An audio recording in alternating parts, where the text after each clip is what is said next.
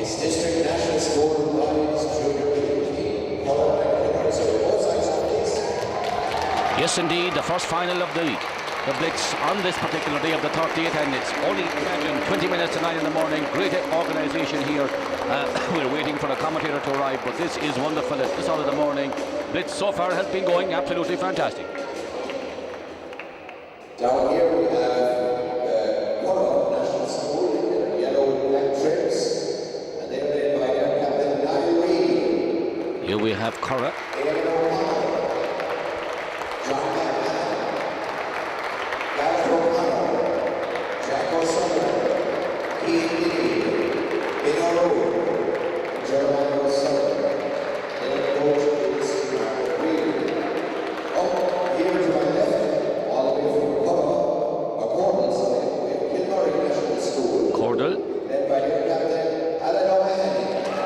Yes, indeed, a great cheer here for Kilmurry, small little men. But I'm sure top-class basketball.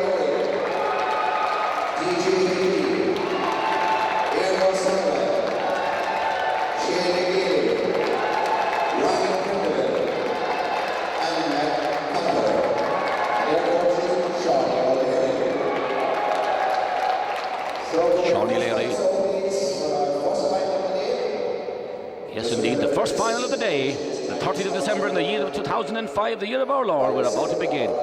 Very tense moments now, the first five from both teams ready. They've been building up for this all year. This is the highlight of their Blitz, and it has come to fruition. Currow taking on Cordell, or Kilmurry as we'll call them.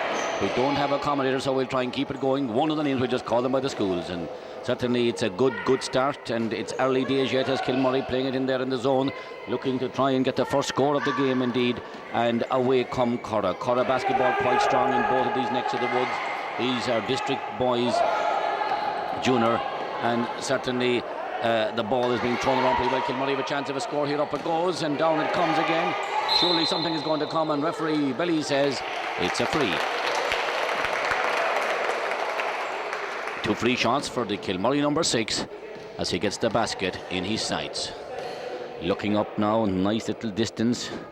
Will he have the height? These little men, their skill level is very high indeed, and they certainly give it everything they have. Oh, that's a lovely effort. Very unlucky by the number 6. Back it comes to him again. Eamon Egan hands over the ball, and here comes number 6. Ivar Shalish and Cahav Snr A on the Ursha. Cahav den Scott. Augustine chased Ocklig and Kishon, and Kilmurry Cordell lead by 1 point, no score. And we have played exactly 40 seconds of this first half. Oh, a great shot and a great basket there. Almost a great basket, should I say, as the ball comes back out of play again. Are in play, and down the court they come again, and Kilmurry and Cordell. Kilmurry Cordell playing Currow in this final here in the St. Mary's Club in Castleisland. The Community Centre Castleisland, the venue, the date, the 30th of December in the year of 2005. Oh, a good effort by Currow. Up into the sky it goes, back down it comes again. A great break here by the Kilmurry man. Number 9 shoots for the basket. Oh, what a basket by the number 9. What a basket, and Kilmurry lead by 3-0.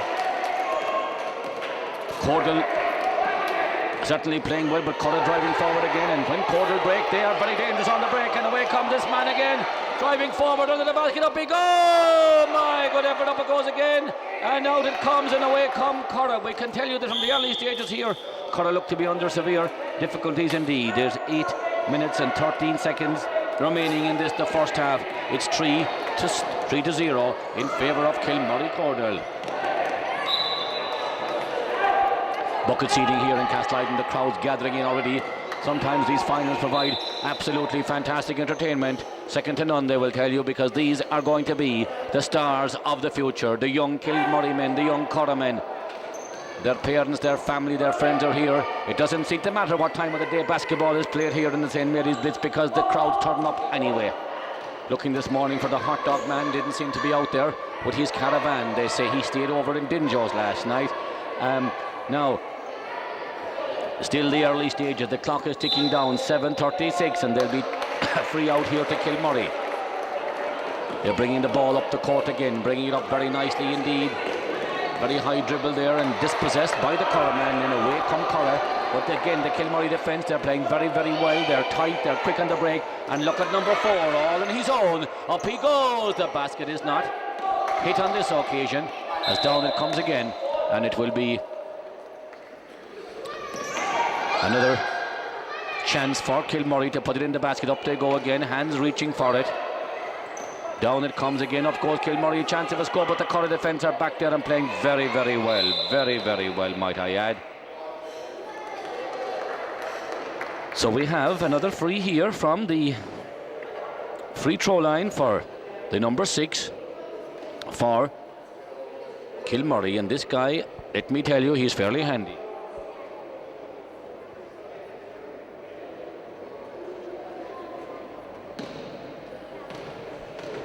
Looking up at the basket. Oh, a beautiful basket, and the crowd responds. It makes now 4-0. Scoreboard not working at the moment, but we can tell you that's the score. Is it going to be 5? This guy's a dapper. Yes, certainly in the early stages of this game, Cordell looking to be the stronger of the sides, no doubt about it.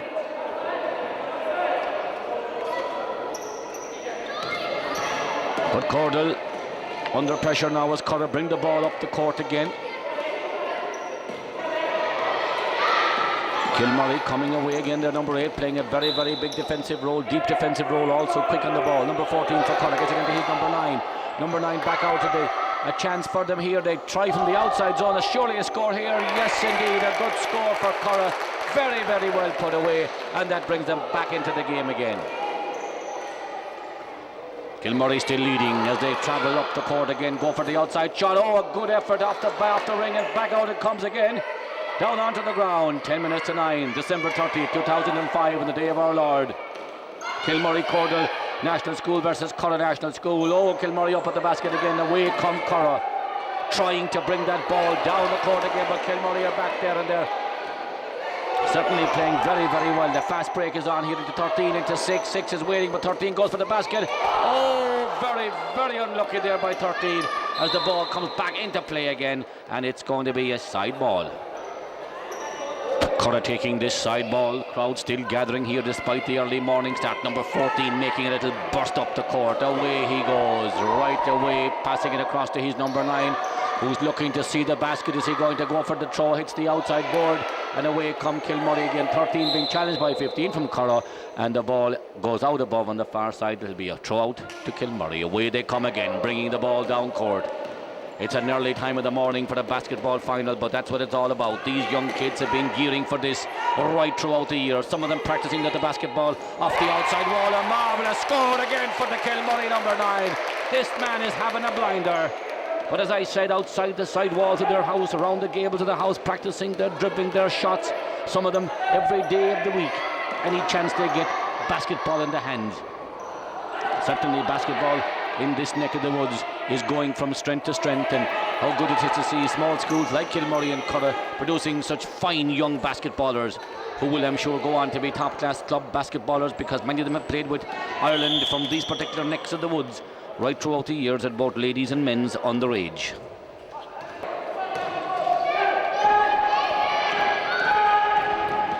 Currow looking to come down and try and get it into the basket down here and come back into the game again. They have a shot at it here, down it comes, but Kilmurry defence are good, appear to have that little bit more at the moment. But Currow trying hard in an underage basketball. Well, a basket can mean an awful difference. It can swing a game completely. There was a game here last night between Scartaglen and another team, and Scartaglen won straight by 13 points. They came back to win, so that's what it's all about. You never give up. It's never over till the fat lady sings. Now there's a free throw here. It's from the side to Currow. Number 14 gets it inside to his playing partner, number 9, who's going to go for the basket. He goes for the shot, not high enough. Up he goes again, and it's going to be 2 free shows. 2 free throws indeed, and up goes the first one. A marvellous score indeed by the number 15 for Currow. Just cool, calm, collective. Ishtak quick and Kishan of a score elefaita at Currow. Susarish, and now Currow putting on the pressure, and Kilmurry are under pressure here. Currow having 4 in a row at the basket, still not gone in, and possession it goes to Kilmurry. They put it out. It shall be a free throw to the men from Currow.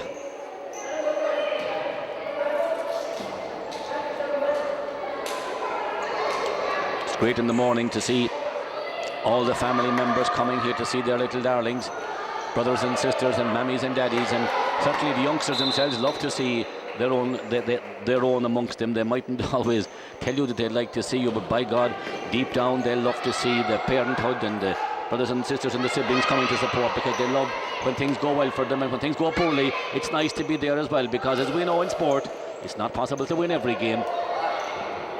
You win some, you lose some, and the losing makes you stronger, and all the better for the winning when it comes your way. But at the moment, Kilmurry corner ahead here.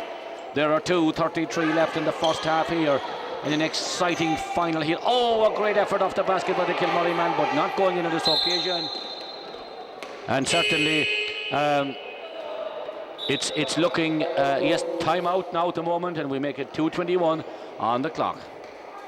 Kilmurry leading at the moment by 5 to Currow's 3, so it's all to play for still.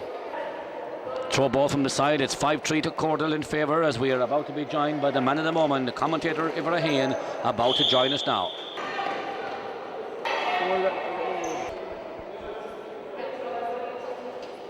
It's number 9 there for Currow. Stolen by number 9 of Cordell. Gets up, he shoots. Unlucky there. Back out to number 9 of Cordell again. He shoots. Gets the score this time. Great score there.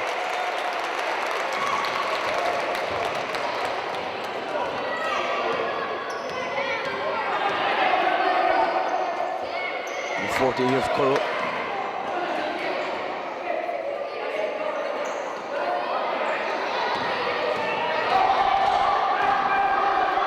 He gets the shot off for Lucky there. And he scores, number 15 there for Currow, a great score. Cordell involved to court now. Out of bounds, ball in Currow.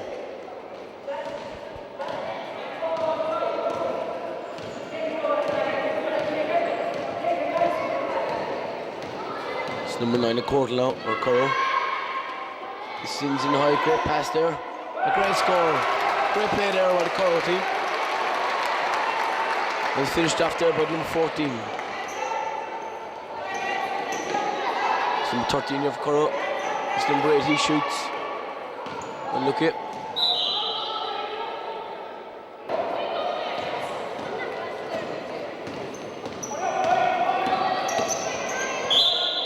Out of bounds, ball in Cordell.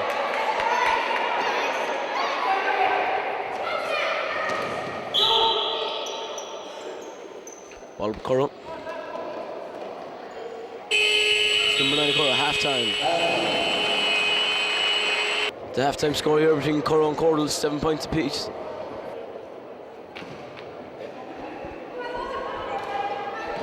Back into the second half, ball goes straight to Cordell. It's stolen by number 9 Currow. He's up. He shoots, oh, unlucky there. Rebounded by number 4 for Cordell. Cordell here on a fast break. A great steal there. Ball in Currow. Number 9 of Currow shoots, unlucky there. Picked up by number 6 of Cordle. Back out to number 6 Cordle. Oh, great break here by number 13 of Cordle, who shoots, unlucky. Great score there.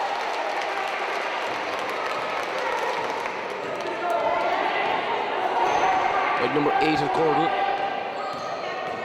That was the number 9 of Currow. He drives. He's caught for travelling.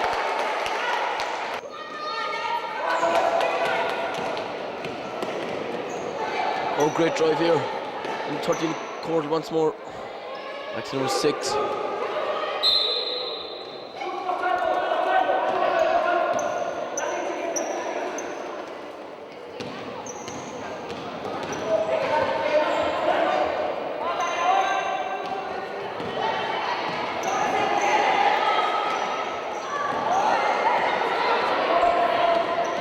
Great play here now. Stolen back by Cordle. Up to number 4, intercepted. And intercepted again.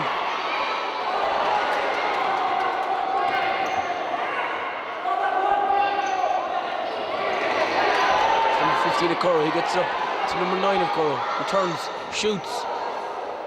Okay. Anyway, again here by number 13.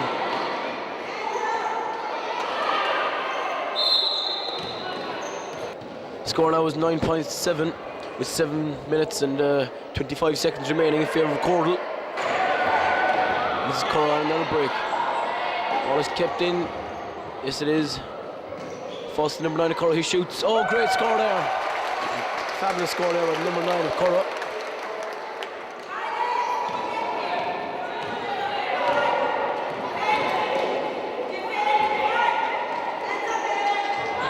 Stolen there again by number 9 of Currow.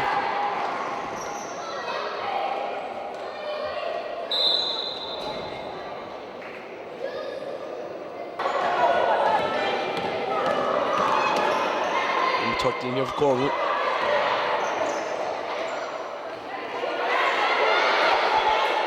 Off number 6, out to number 9 of Cordle. He shoots. Great rebound there. He's caught for travelling.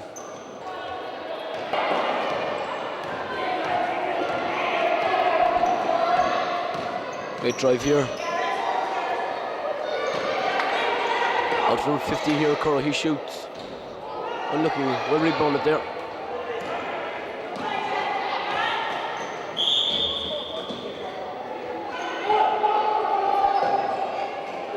He throws it long. He's intercepted by 14 of Currow. Gives to their ball carrier, number 9.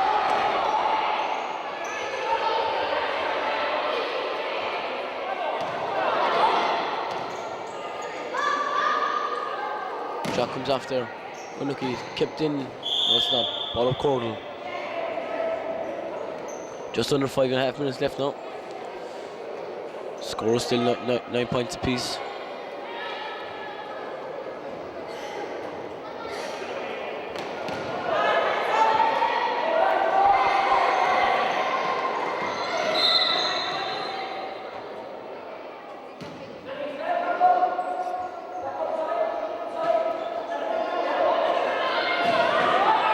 Here by number 9, he shoots. He's fouled. There's 2 shots.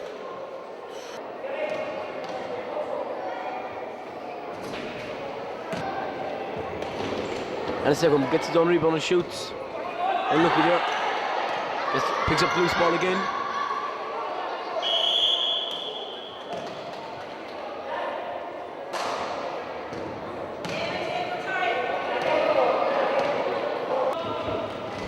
He makes the second one. Currow take a 1 point lead now. As Cordle's number 13 brings the ball up to court. He's up to number 9.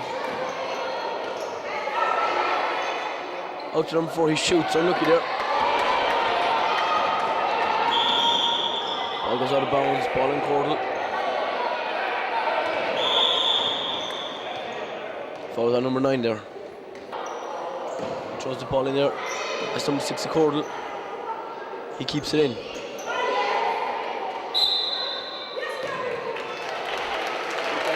2 shots there.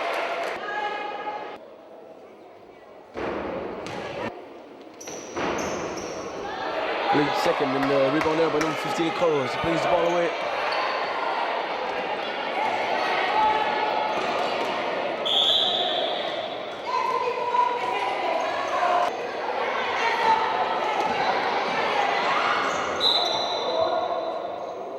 Over up the court here now to number 13 Cordell. To number 9. He drives. He's caught for travelling.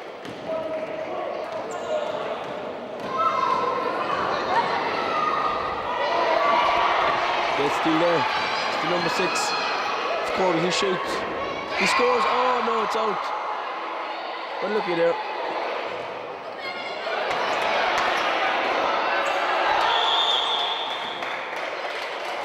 Or up Currow.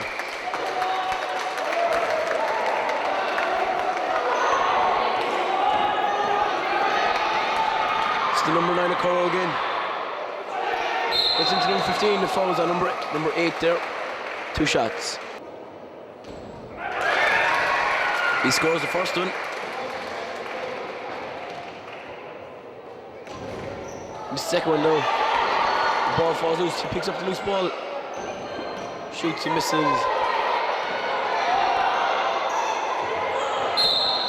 Foul there. Now it's just over 2.5 minutes remaining. 11 points to 9.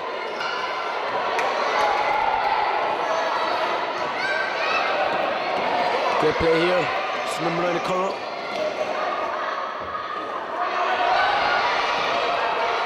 Gets into number 15. He shoots. He misses.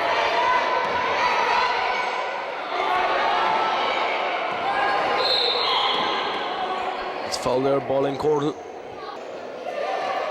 Shot there. Oh, great score. 11 points apiece now.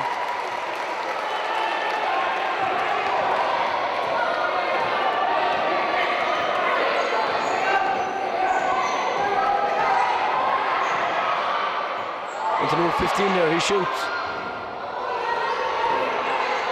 He misses, but the ball is kept there right at number 6. This is number 13, he's true. He's to make the layup, and he does. 2-point lead there to Cordell. 13 points to 11. Timeout.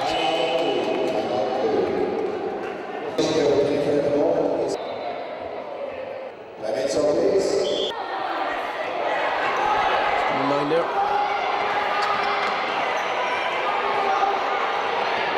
Oh, great steal there by number 9 of Cordell. He brings the ball up the court. He shoots, he's fouled. 2 shots. Missed the first one. Here's the second one. It's rebounded by number 13 of Cordell. He's fouled.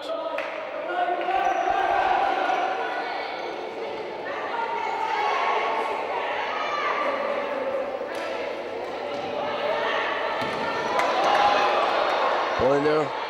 It's number 13 of Cordell. He gets through. He shoots. He misses. It's rebounded. Shot again. Unlucky there. Jump ball in Currow. It's the number 9 of Currow. And the ball up the court. 40 seconds remaining. He gets into number 15. He shoots. Breaks loose. It's the number 9 of Cordell. Up to number 4 of Cordell. It's to seal it off. Oh, he misses.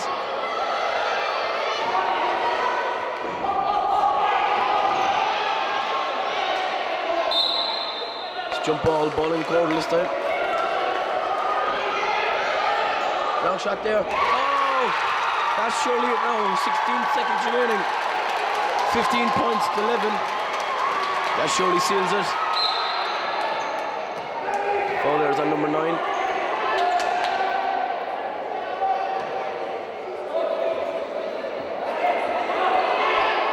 And into number 15. He turns, he shoots. Unlucky there. It falls to number 8. 3 seconds remaining. Just stolen after the buzzer. Full-time score, 15 points to 11 in favour of Cordell National School.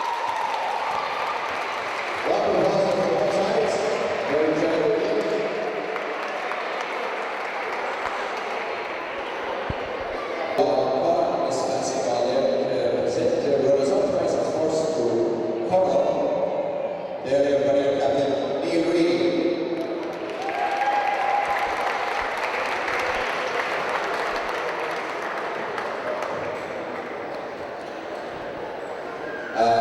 We have April O'Connor, John McMahon, Gavin O'Connor, Jack O'Sullivan, Keane Linehan, Bill O'Rourke, and Scartaglin as well.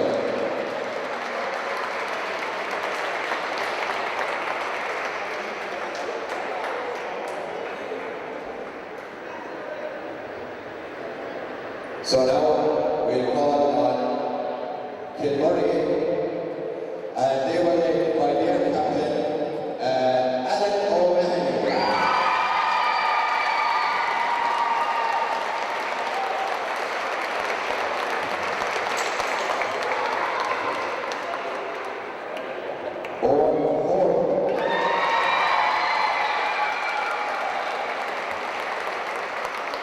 Celebrating his birthday today, Gary O'Leary,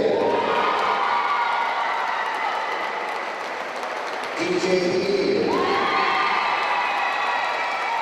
Aaron O'Sullivan, Shane McGill, Ryan Penderman,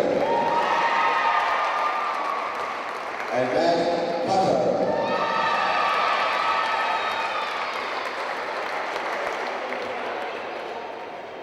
Okay, and the MVP awards, which are kindly sponsored by Scartaglin, being open and BMW leadership here in Trinity Road, goes to the member of the winning side. It was number 9, DJ Healy.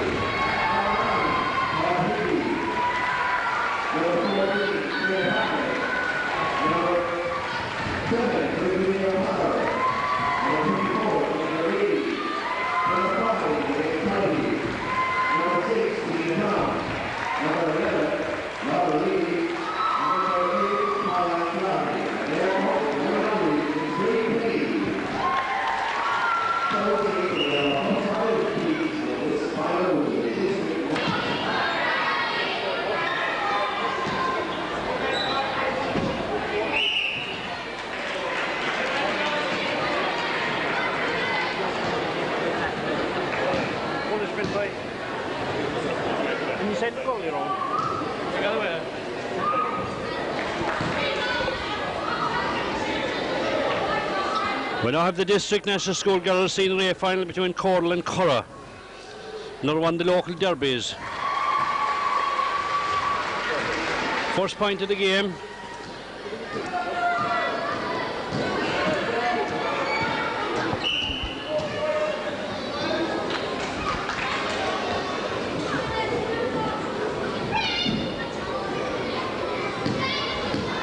By the Castleisland team. Castleisland coached by the one and only Breed Kinney. Number 10 Marguerite O'Connor, captain. Fouled, goes down the left wing. Ball goes off to Eileen O'Connor. Eileen with the shot, Eileen with the miss, the rebound. Big scramble on for the ball. Eileen O'Connor out to Margaret Connor, the shot, and she's very wide with the shot. Cole retain possession.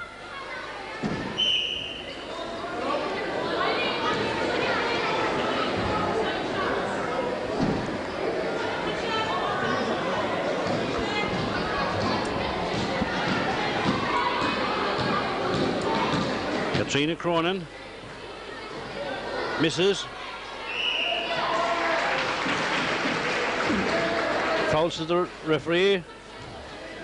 Referees for this game is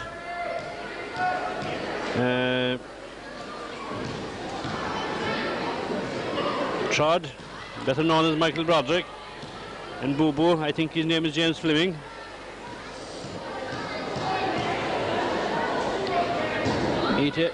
Ethan O'Connor with the ball. The shot by Katrina Sullivan, but she misses it. Referee paused back to play.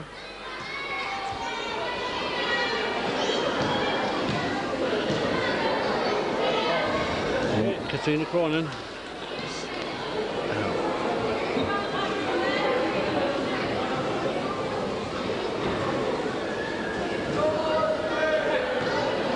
Joanne Lean on the free throw line with the shot and the miss. Play continues.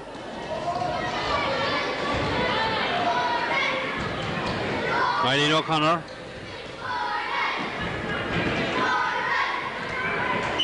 Margaret O'Connor. Colwyn possession.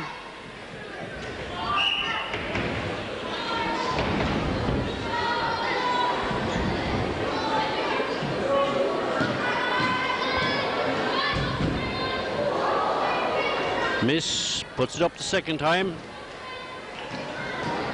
And it's Currow come charging down the court with the ball. There with the ball is number 9, Joanne Lean. She misses it. Referee ducks that one.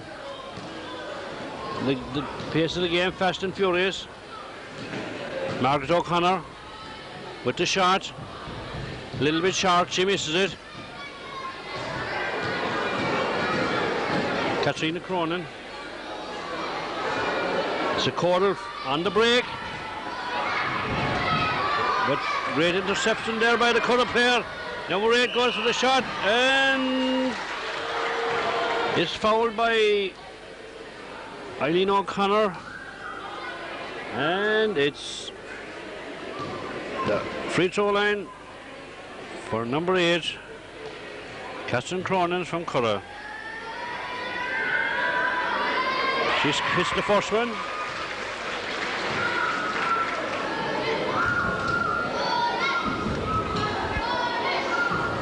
Misses the second. Rebounded by Ito O'Connor. Shot, miss. Ball goes up a third time, but no look. This Currow who comes charging down the court on the fast break. Eileen O'Connor has the go, but she misses. It's Currow on the rebound. And Catherine Sullivan makes it 3 points to 1.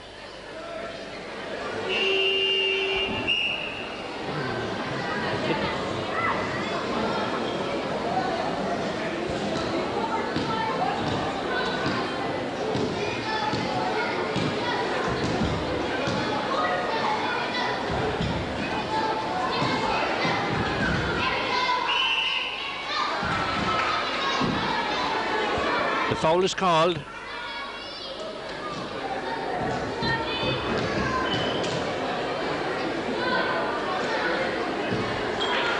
She misses it. Eileen O'Connor, second shot. No look on that one. Margaret Cronin O'Connor. Eileen O'Connor, the shot, the miss. The rebound, rebounded by Margaret O'Connor.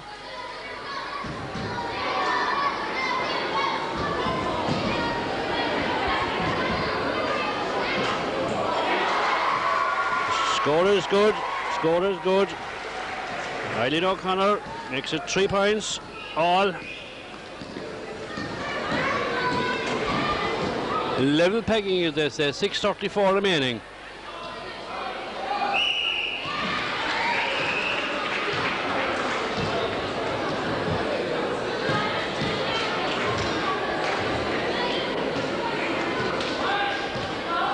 Don't be staring out Day2. Don't be eating out Day2. A few comments now from Mr. Murphy. Well, Gerard, what do you think of the tournament so far? Are you impressed? Are we making money or what? Yes, I'm not here. Away you go. Oh, he's camera shy. Murphy, first time in his life, I'd say, he ran away from the camera. Especially when I mention money.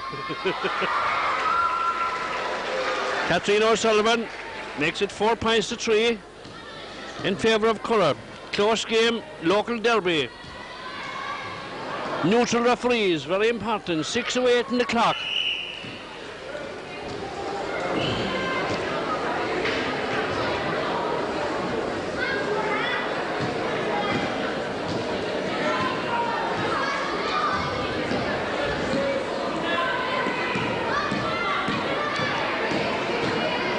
Jackie Galway. Foul is called.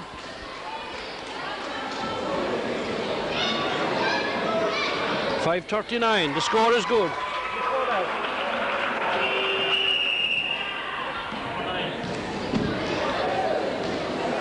Joanne Lean scored.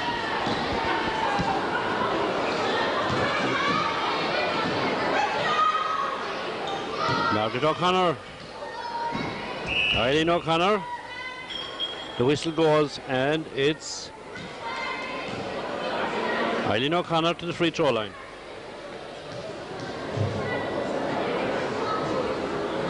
First shot, it's a good one.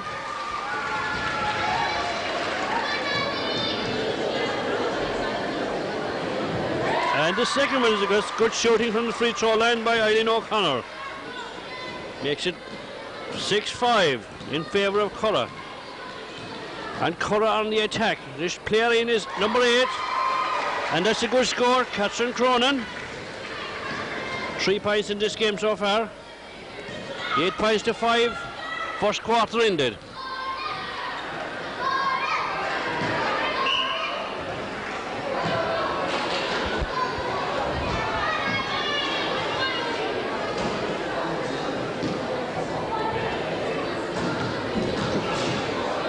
On the free throw line we have Eileen O'Connor. First one is good.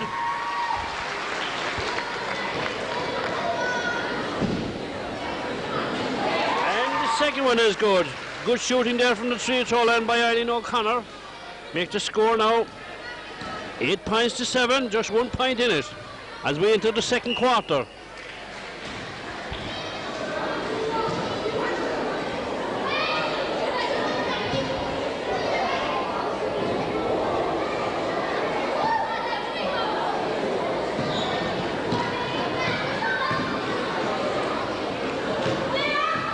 Margaret O'Connor, captain Margaret, charging through and scoring. Good score there by the Currow girl. And Currow forwards ahead by 1 point. 9 points to 8. Now in favour of Currow.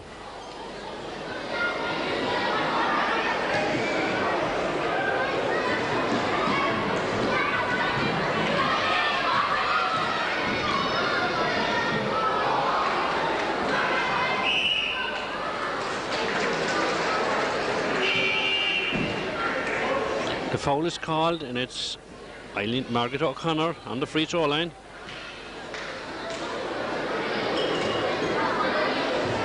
As we enter the last 4 minutes of the first half.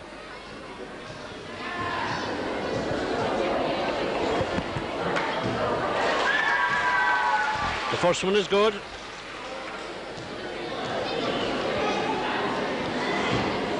And the second one is good. Excellent shooting from the free throw line. Currow now gone into a 3-point lead, 11-8.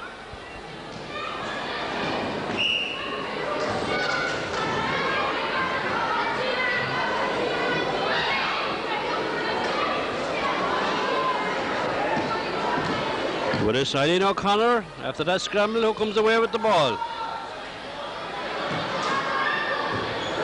A wild shot there by 13. Deirdre Galway, Butch, or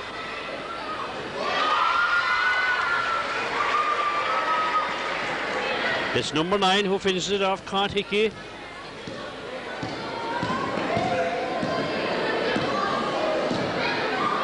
It's Joanne Lean who's finished it off for Currow. Make it 11 points to 10. Bit of confusion there by the commentator. He got his numbers wrong. It's Currow on the offense. The shot. Pulled down out of the clouds by Margaret O'Connor. Quickly to Caroline Carney.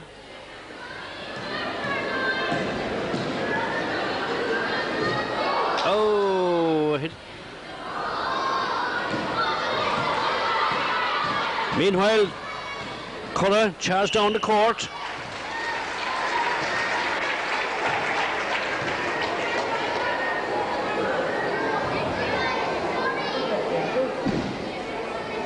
Joanne Lean is fouled, and she sits up to the free throw line.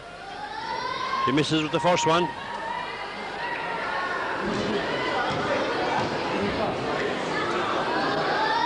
She killed the second one. Good shooting from the free throw line. Joanne Lean makes it 11 points, and guess what? They're all square with 2 minutes remaining of the first half. Cora's answer to that one is 2 points by Eileen O'Connor. Playing a blinder here, 13 points to 11. As we need the last 1.5 minutes of the game. Timeout. Big game here from Eileen O'Connor from Cordle with 8 points. Margaret Connor, 4.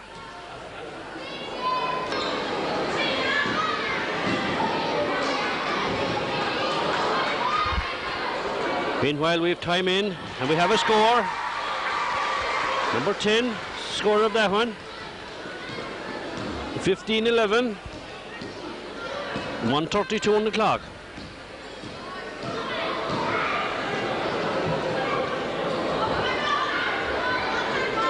It's a good score by, I do believe, it's Catherine O'Sullivan. 15-13, just one basket in it. Still all to play for. We're into the last minute of the game. Margaret O'Connor is fouled. Regains possession. A shot by Eileen O'Connor. But it's Cordle to come away with the ball.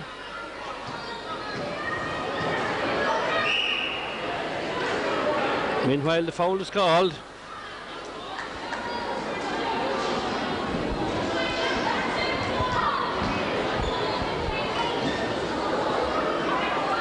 The shot and the score by Eileen O'Connor. 10 points so far in this game. 17-13, 24 seconds remaining.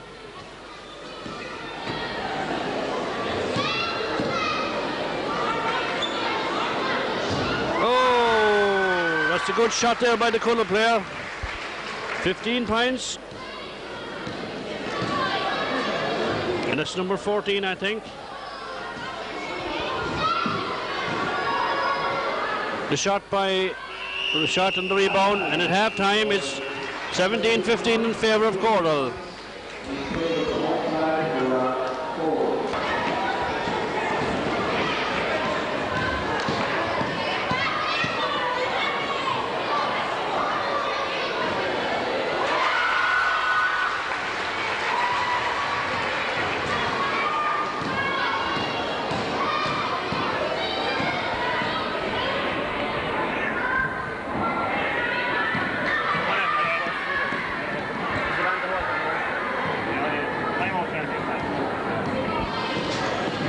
O'Connor for Cordle shoots, rolls around the rim out. Referee James Fleming says Cordle ball. Out to Caroline Carney.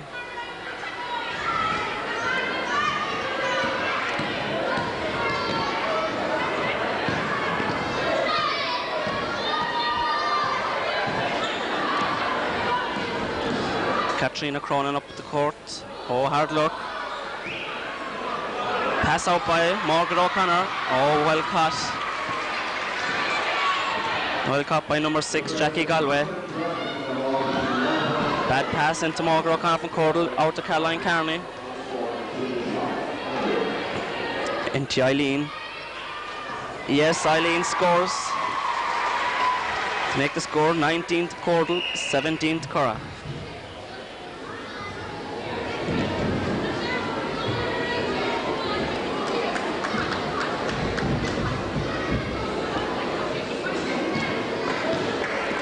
Katrina Cronin, Currow's captain, bringing the ball up the court nice and slowly.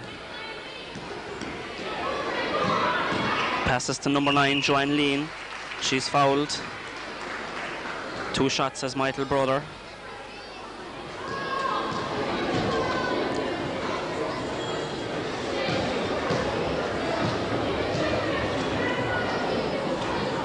She makes the first one to make the score 20-17. Sorry, 19-18. Mistake there by Tom Lynch on the scoreboard. Misses the second one. Rebounded by Margaret O'Connor. Out to her sister Eileen. Passes down to Miss Hapnett. Oh, bad pass there, and Eileen gets it. Passes to Jackie Galway. Caroline Carney intercepts there for Cordle. She delayed a bit long. Jump ball. Cordle possession.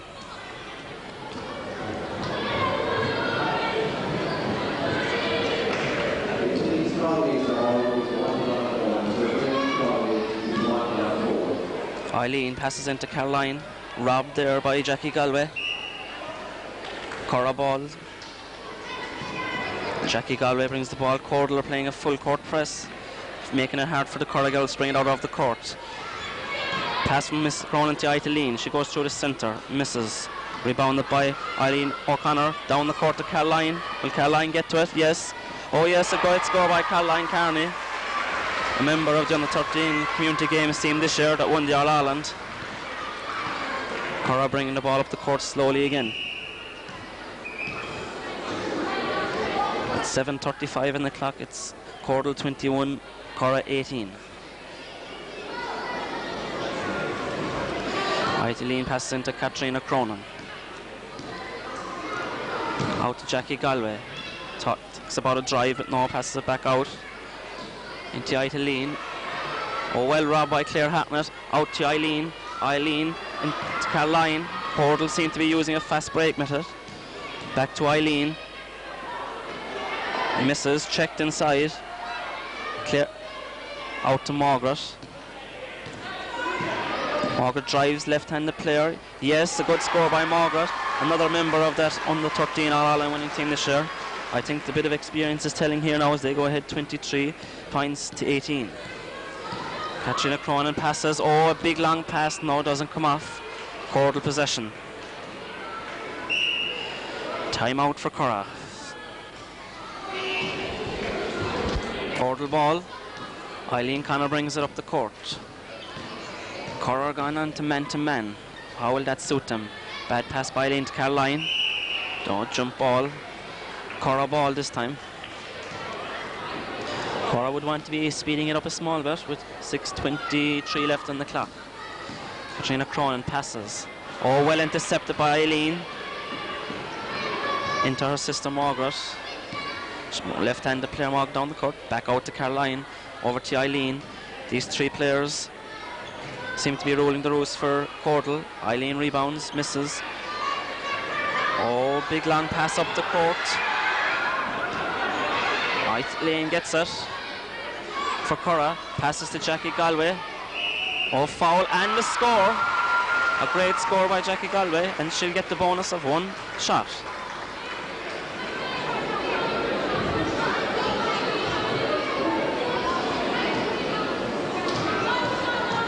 One shot.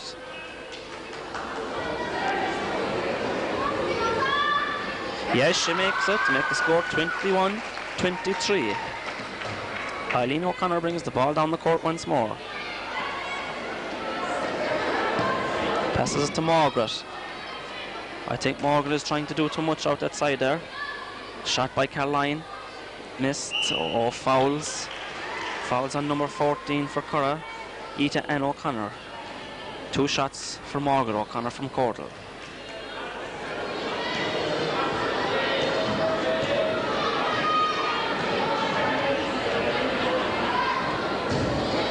Margaret makes the first. Make it 24 for Cordle, 21 for Currow. She misses the second. Rebounded by Ita and O'Connor from Currow. Oh, a bad pass out. She passes it out to Margaret. Oh, Margaret doesn't take advantage of it though. Pass out to Katrina Cronin. She drives up the court down the right hand side. No. Ita. Well rebounded by Ita. Oh, she misses though. Caroline Carney gets the rebound. Caroline passes back to Eileen. Eileen is the ball handler for Cordle. Very good dribble of the ball. Passes out to sister Margaret. Oh, great rob by Jackie Galway. And she's gone up the court. Good pass into Eileen. Oh, just off the back of the rim. She gets the rebound. Oh, and Katrina Cronin is fouled. 2 shots as the referee. So, Katrina Cronin, the captain of Currow, is going to the line for 2 shots.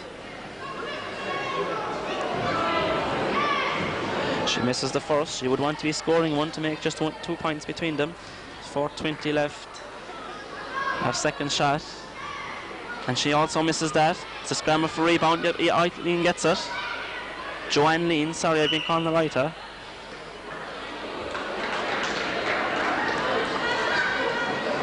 Jackie Galway shoots, misses. Well rebounded by Ita and O'Connor. Passes it out to Jackie Galway. Oh, foul on number 13, Caroline Carney.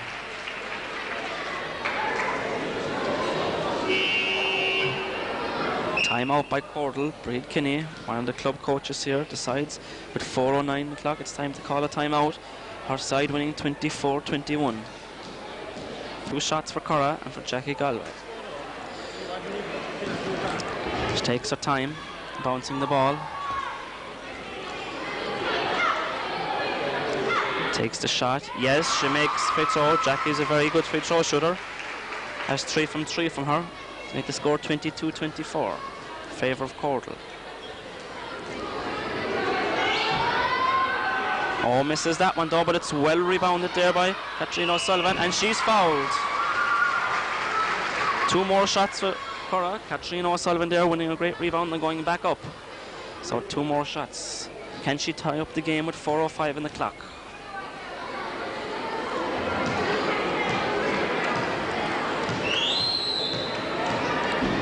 She takes her time.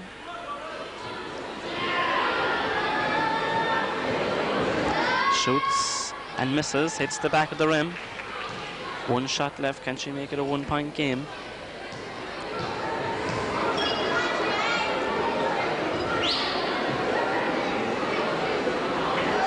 She shoots, misses. It's in for a rebound. They're all, yes, jump ball. I think it will be going Cordle's direction this time, yes. There's no jump balls in the Christmas Blitz. It's all 10-enough possession. So Margaret O'Connor takes it into sister Eileen. Eileen, slow, patient build-up coming down the court. Passes to sister Margaret. Back to Eileen. Eileen takes about a drive out to Caroline. Caroline, oh, bad pass by Caroline, intercepted by Jackie Galway. There was a kind of a fast break on there, but they never watched it. Back to Jackie, back to Katrina Cronin. Back to Joanne Lean. A shot by Jackie Galway, misses. Shot there by Jackie Galway, just came off the back of the rim. So Court will bring it up once more with 3:17 on the clock. 1 basket in it, 24-22. Eileen takes up her dribble. Oh, a bad pass. Catching Cronin intercepts it. Back to Jackie Galway. Jackie goes on. She's looking, sees the only basket. Oh, a miss. Joanne Lean has it for Currow. She passes. Oh, miss. Rebounded by Eileen O'Connor. That was a bad miss there by Ita and O'Connor. Eileen brings it up. I think the next score is going to be vital. James Fleming calls a foul on 8. Jackie Galway. Baseline ball for Cordle. Margaret Connor to take it out to sister Eileen. Thinks about a drive to the base, but no. Intercepted by Jackie Galway. Cordal ball. They're going very close to the line. So there, I think, the 3 feet. Passes it in. Can't get it out of the corner. She does, Margaret. Passes to Eileen. Back to Margaret. They're stuck in the corner. I think they want to get it out. Yes. Takes it to the opposite side, Eileen. Takes the shot. Oh, hard luck off the rim and out. Oh, Margaret, no. I think there might have been a foul there. But it's a Currow possession. 1:58 left. It's still 24-22. Favour of Cordal. Trina Cronin brings the ball up. She takes the 3-pointer. Oh, rolls around the rim and out. Margaret Connor holds the ball with Katrina O'Sullivan. It's a Currow ball. Passed into Katrina Cronin. Shoots. No, Eileen rebounds. It's a fast break on here. She passes to Caroline. Can Caroline capitalise? No, around the ring. Foul there, I think. Foul and 7 for Cordal. Bridget Ann O'Connor fouls. Currow possession. 1:22 on the clock. Still 24-22. There has been no score for some time now. Katrina Cross passes to Joanne Lean. She drives through. Foul. 2 shots. Cordal are on team fouls. That could be a deciding factor, yes, in this game. As number 9 for Currow goes to the line, Joanne Lean. It's complete quietness here as Joanne takes the first shot or misses. 1:11 on the clock. Still 24 points to 22. Joanne Lean from Currow takes her second shot. No, rolls around the ring. Rebounded by Katrina Sullivan. Back out to Joanne. Can she pass it back out? She does. Katrina Cronin. Out to Jackie Galway. She thinks about a drive. She's gone through. Oh, I think that was checked. Katrina O'Sullivan gets it. Oh, no. Rebounded by Margaret, and she's down the court. Passes to Caroline. A great pass. It surely is a score. Yes. Caroline Carney. Bit of experience telling there. 26-22 with 43 seconds left. Jackie Galway drives. Foul. 2 shots. They're going to the line.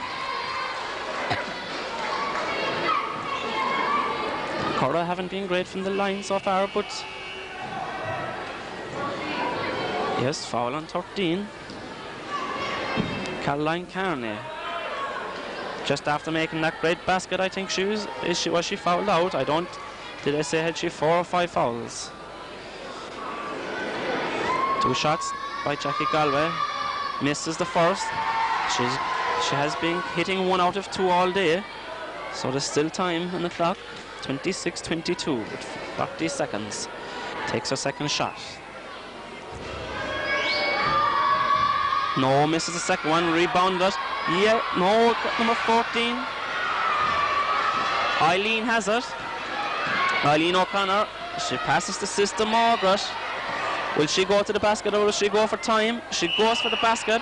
Call James Fleming. Travelling call. Currow, they're down 4. They want to get up the court quickly. Jackie Galway driving up the court. Oh, is she robbed? She still gets it. Oh, rolls around the ring. Jump ball. What way is it going? Cordal possession. Cordal possession. They'll have to push up. Eileen has it.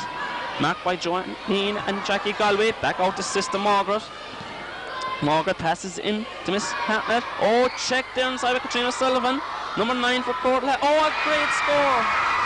Number 9 from Cordal will come off the bench there. Kartiki, a brilliant score. I think that's enough. Yes, that's enough. Cordal have won. Cordal have won. With a score of 28 points to 22. A very enjoyable game.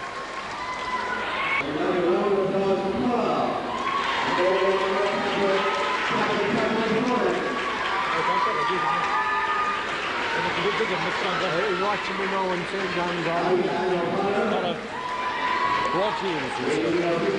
going to all stay with Cordal for the game.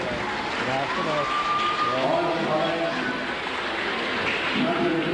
took a minute to settle. How are we doing now?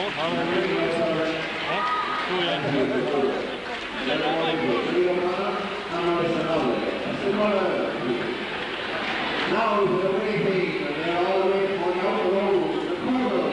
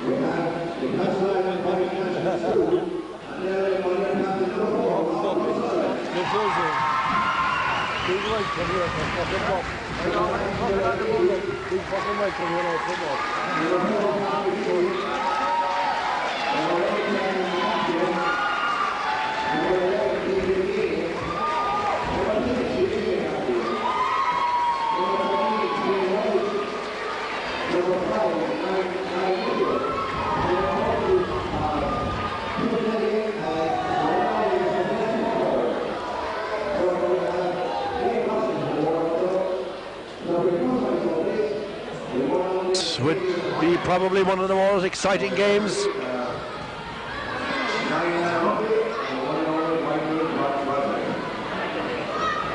And the ball is in, and the tip off, and it's away with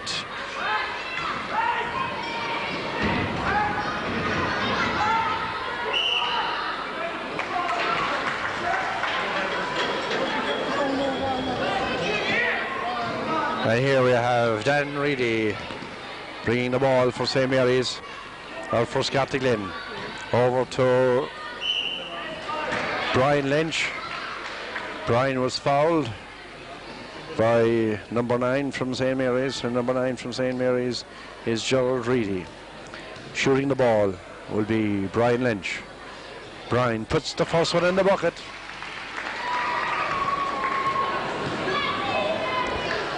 And he rises and puts the second one in. Might have been lucky that he wasn't caught for breaking the line. The score is 2-0. Patrick Hickey trying to take out the ball. Gets it out to Jamie McCarthy. Jamie back to Patrick Hickey. Patrick puts it on the floor. Scartaglin marking press. And Robert O'Sullivan comes out for the ball. Robert goes to the board himself. Puts it up. And it's rebounded by and fouled. Foul on the ball there was Gerald Reedy, and Gerald about to take his shots. After 9 minutes and 17 seconds, the score reads Scartaglin 2 points. St. Mary's now 1 point. First score by Gerald Reedy. Misses the second one, rebounded by Patrick Hickey. By Jamie McCarthy, I'm sorry. Scartaglin to take the put in. Patrick Reedy gives it to Brian Lynch. Brian is out over the line. Referee is know what to make, what to call. And finally the call is made. Denny Porter's not happy with it. Patrick Reedy goes to the basket, puts it up, misses. Rebounded by young Michael Fitzgerald, and Michael was said to be travelling. Patrick Hickey takes it out from the back. DJ Gainey waiting for the pass. DJ trying to make room for himself, gets away and gets it down to Jamie McCarthy, but Gary Dineen gets it inside and rebounded by Robert Sullivan. Robert gets it to Patrick Hickey, down to DJ Gainey. DJ down on the right hand side, takes it all the way to the board, puts up the shot, drops it short, and looking to the referees, and referee Murphy says it's a Scartaglin ball. Gets it out to Padraig Reedy. Padraig marked by DJ Gainey as they bring it up the court inside. Oh, and he travels with the ball. Number 12 from Scartaglin, Gary Dineen, just travels with the ball that time. Now Patrick Hickey waiting to put it in, gets it into DJ Gainey. DJ takes it down the right hand side, passes it inside to Tom. Patrick Hickey again into Robert O'Sullivan. Robert wasn't actually ready for it, and it's the St. Mary's ball to be taken by, and of course Jason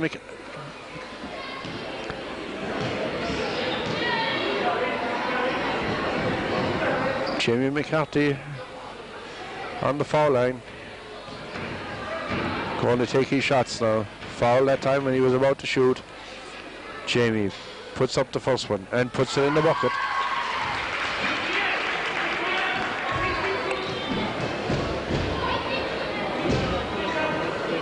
And just misses the second one.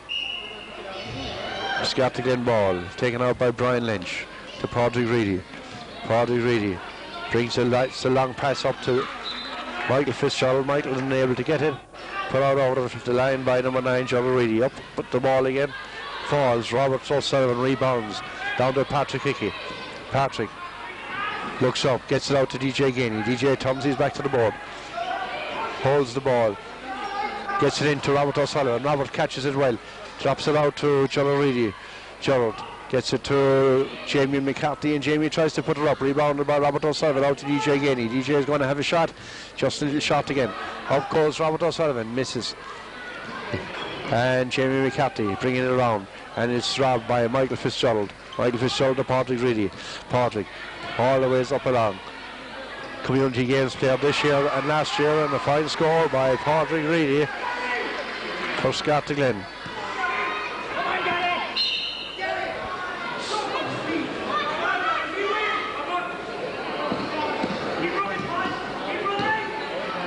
Tommy Hickey to Robert O'Sullivan. Robert puts it up and puts it in the bucket. First score for Robert O'Sullivan. The score reads 4-all.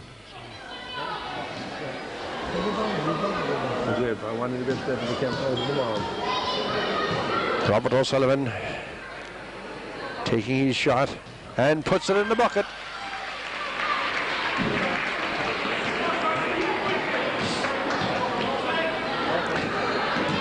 To Brian Lynch. Brian gets it into Michael Fitzgerald.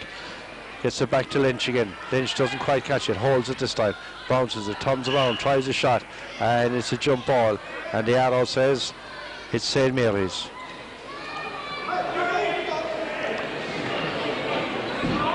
Long pass down to Jamie McCarthy. Jamie travels. An awful call by referee Broderick. Padraig Reedy gets it inside to number 12 from Scartaglin, Dineen. Dineen to Lynch, and travelling violation.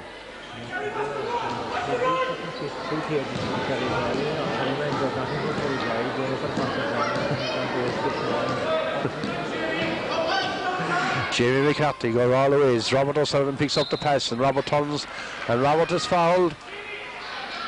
2 shots for Robert O'Sullivan. Last time he came to the free throw line, he made his 2 shots. No.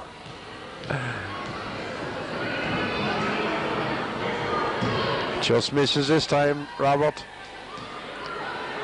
Score 5-4 in favour of St. Mary's.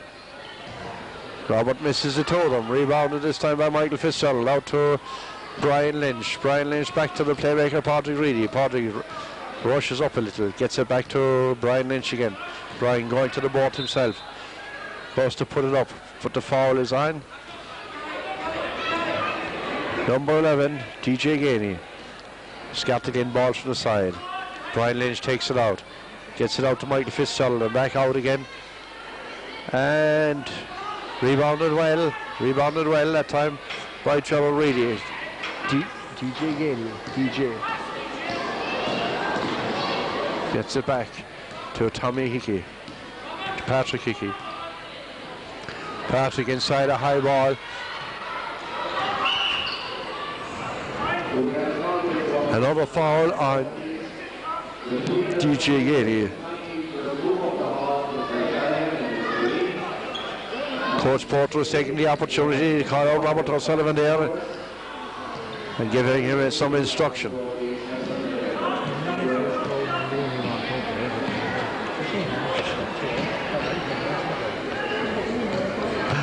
Patrick Reedy goes to the bucket and puts it in the basket. 2 more points for Scartaglin by Patrick Reedy.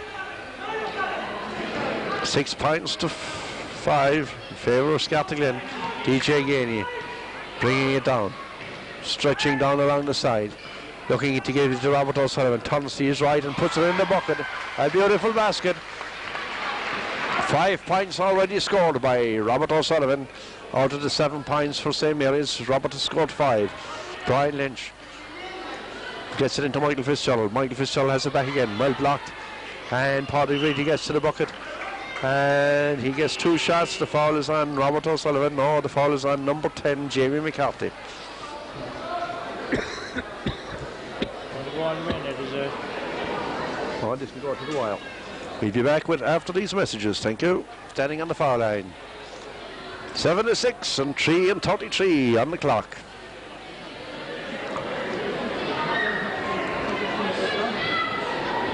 Already 4 points scored by Patrick Reedy for Scartaglin as he stands on the foul line. It's his first time of calling here. We'll be looking for his percentage. Misses the first one. His father Dan is over watching him. Very uncomfortable with that brace around his neck. Misses the totem, not like him at all.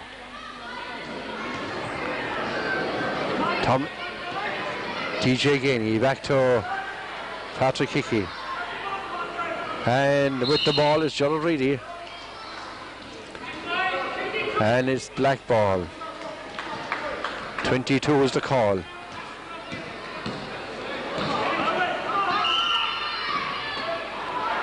That's a wonderful call. I always thought. Anyway, we're back with the ball game. Brian Lynch. Back to Patrick Reedy. To Brian Lynch again.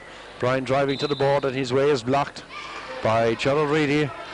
And the violation is travelling. Patrick Hickey takes it out from the back.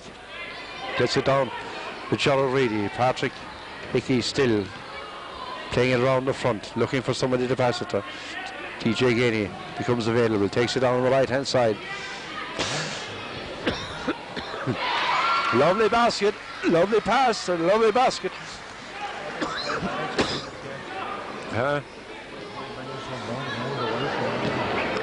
7 points by Robert O'Sullivan already. Patrick Hickey down to Robert O'Sullivan again, and Robert all the way to the board and puts it in the bucket. 2 more points. He's on a score high of 9 points at the minute. Score reads 11 points to 6 in favour of St. Mary's.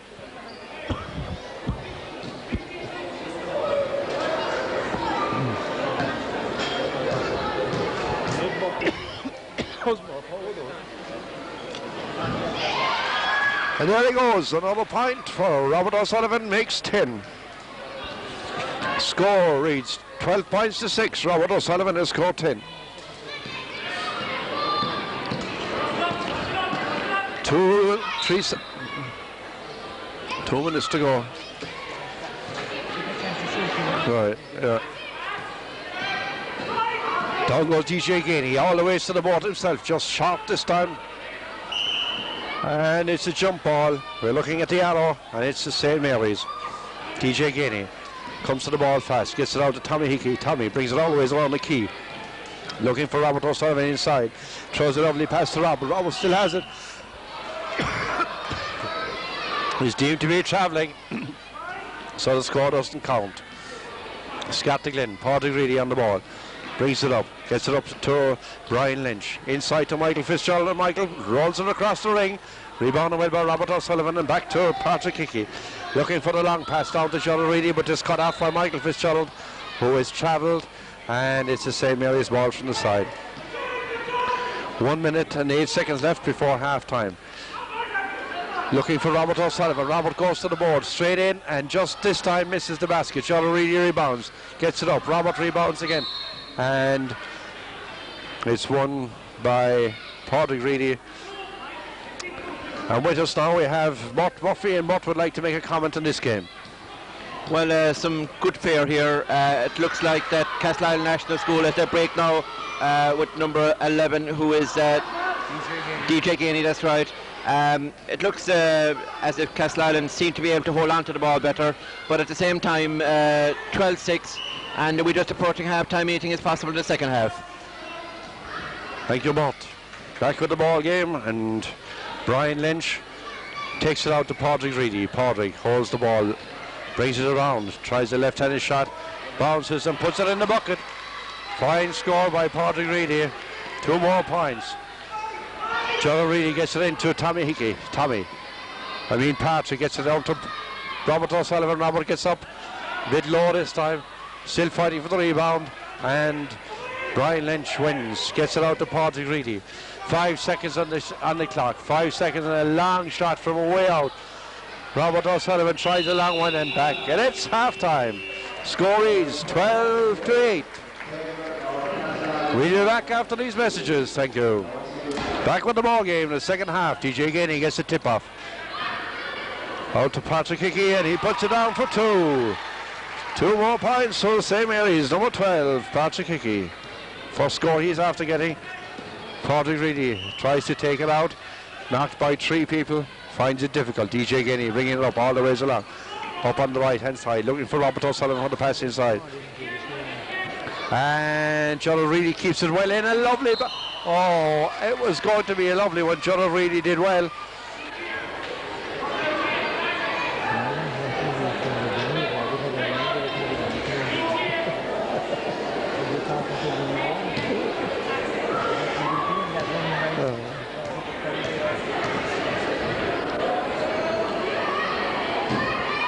Robert O'Sullivan just misses.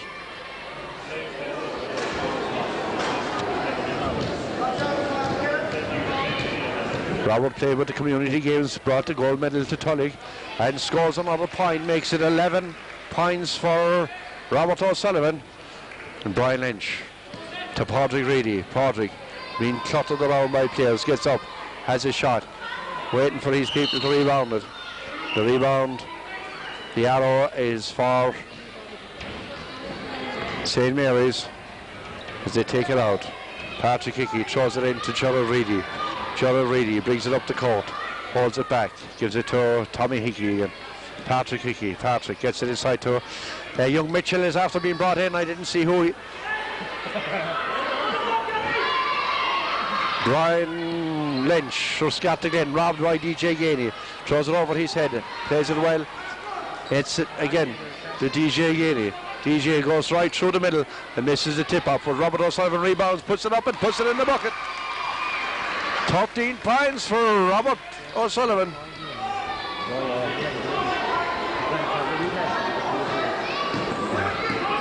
Brian Lynch bringing it down the court.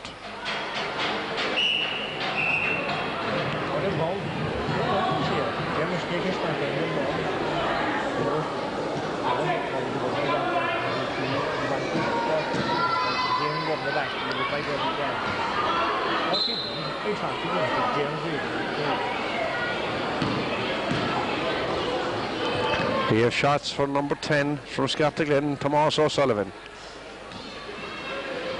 Score reads 17 points to 8. This is where Scartaglen were the ones that were most likely to succeed here. Misses the first one.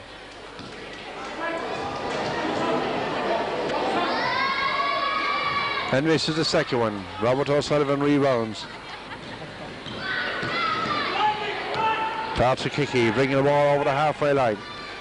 And walks all the ways in. Just fails to hit the John Reedy rebounds. Lifts it up. Robert O'Sullivan rebounding. Tries again. Still on the ball is Dineen. Gets it out to Brian Lynch. Gets it inside to Padraig Reedy. Padraig will go to the board himself. Goes and just misses the bucket. And Scartaglin ball from the side. Padraig Reedy on the ball. Has to take it out over the tree to the 3-point. Gives it to Brian Lynch. Brian puts down the ball. Hops it out. Reedy takes him on and drives to the board. And the foul is on number 9. Joe Reedy. 2 shots for Padraig Reedy. Last time he came to the foul line, didn't do so well. See if he'll improve on that at this point. Score reads 17 points to 8. Like I said before this game, Scartaglin were hot favourites. Reedy misses that first one.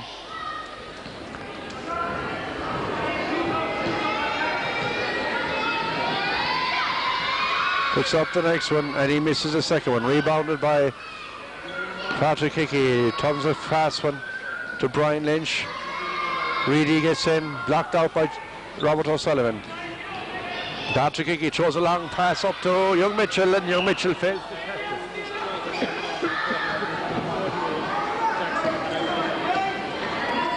Niall Mitchell just barely bent. Out comes Johnny Reedy and knocks it out over the line. 6 minutes to go in this game. Padraig Reedy drives to the board and is fouled by Niall Mitchell. Padraig Reedy now, is he going to have it? Drives again, has a shot, hits it off the side of the basket. Scartaglin getting a bit frustrated in this game. Still, Padraig Reedy tries a long shot from way out. Rebounded by Robert O'Sullivan. Gets it down to Patrick Hickey. Patrick throws a long pass. John Reedy is there. Throws it over to DJ Gainey. DJ takes it across the top of the key. To want to have a shot himself. Doesn't work out, but he still gets to the ball, and it's Scartaglin from the side. No jump balls here. The arrow is pointing towards Scartaglin. Padraig Reedy loses possession and is having a bit of a frustrating game. It's time out by the Scartaglin coach, Mossy Cummins. We'll be back after these messages. Thank you. We're back on the ball game. John Reedy passes it to Scartaglin, but 'tis St. Mary's ball. Patrick Hickey takes it out. Gives it to Niall Mitchell. Niall gives it back to Patrick Hickey. Padraig Reedy throws it over the inline.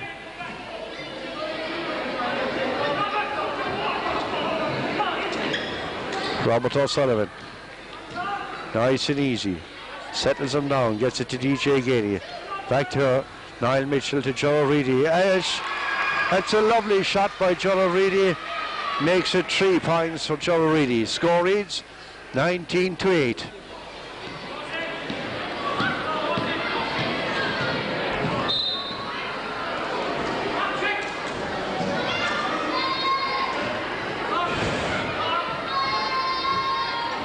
Michael Reedy just fails to put it in the basket.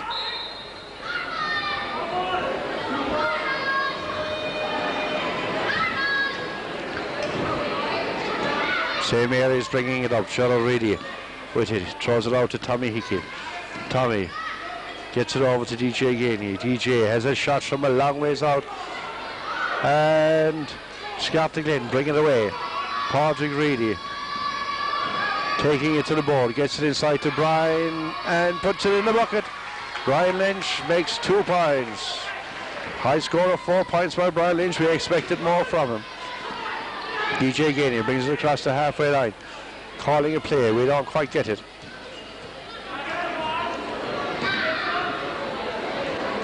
What did we score? Could have been a deadly score. That's 2 deadly scores.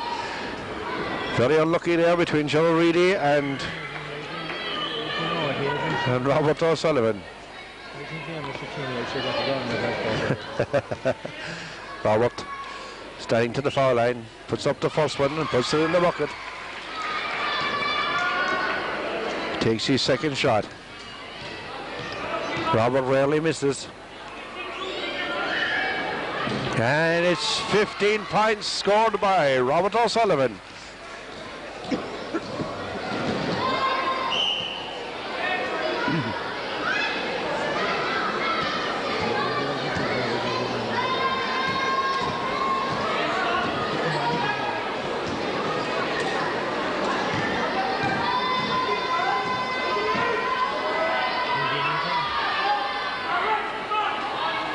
Robert O'Sullivan playing great defense, playing great offense, gets the ball to Jaridi. Jarrell climbs high, rebounded well by number 12 from Scartaglen, Gary Deneen. Substitution, in out goes Niall Mitchell, and in comes Jamie McCarthy.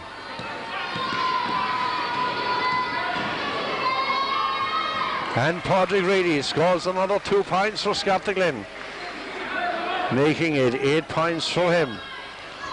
21-12. Scartaglen are off again.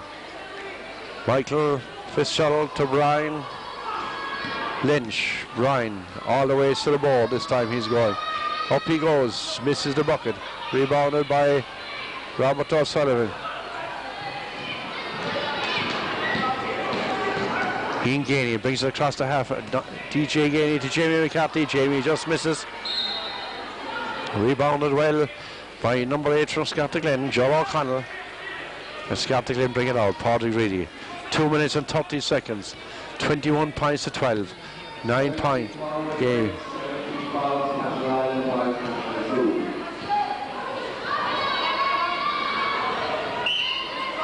And the foul is on Joe Reedy, number 9. The Scartaglen try in vain to score into that basket below there. On the free throw line we have Brian Lynch. Brian has 4 points scored already. Can he do better than 4? Yes. Make that 5 for Brian Lynch.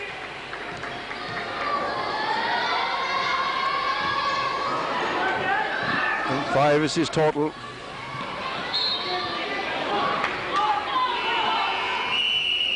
And it's time out with 2 minutes and 12 seconds, and we'll be back after these messages. Thank you.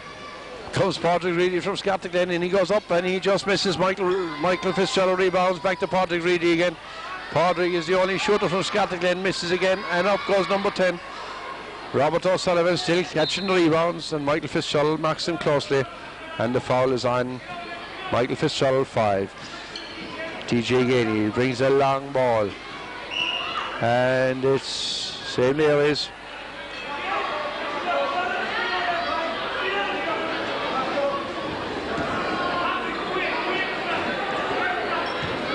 TJ going to put it in, gets it into Patrick Hickey. Patrick brings it around the court. Left and right into Robert O'Sullivan. Robert goes to the board this time. Oh, lucky, and he goes again and puts it in the bucket. A high score of 17 points for Robert O'Sullivan.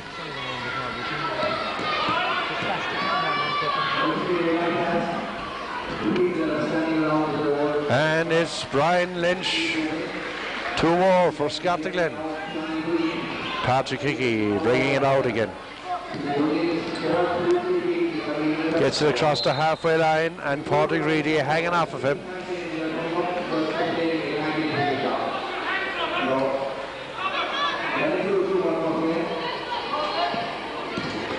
DJ Gainey is fouled by number 6. Gets in the winning it is for St. Mary's.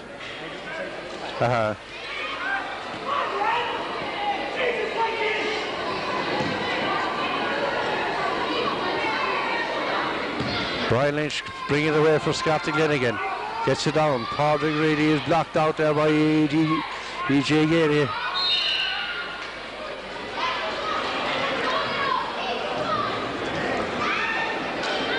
.28 seconds left on the ball game. 23 points to 15.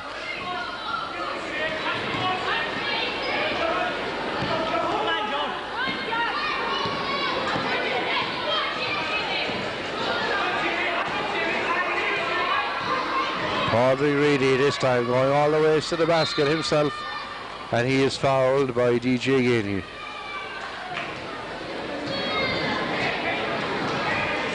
Nine seconds left in the ball game.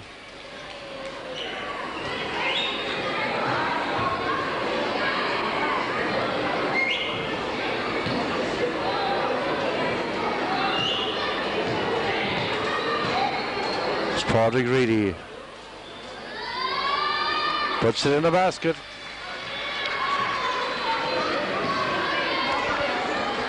It's 9 points for Padraig Reedy.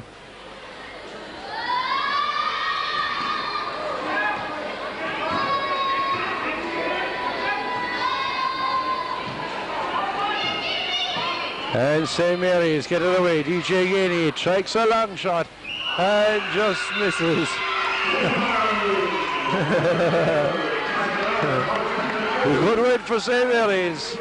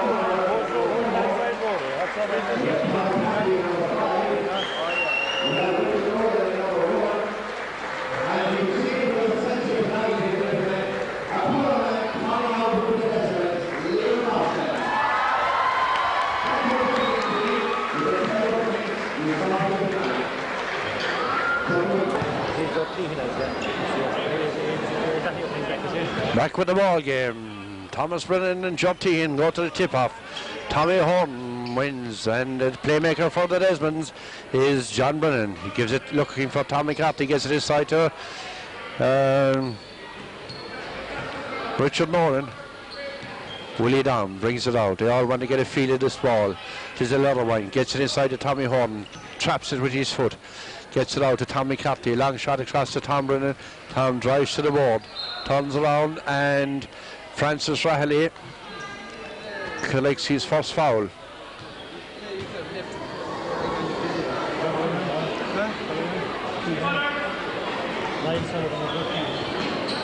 Willie Dom throws it around and throws it out of the court as Ballymac. Rory Rahilly trying to get a bit of movement. Back to his brother Francis. Inside, Tommy Carty gets it well. Reads it well from the front.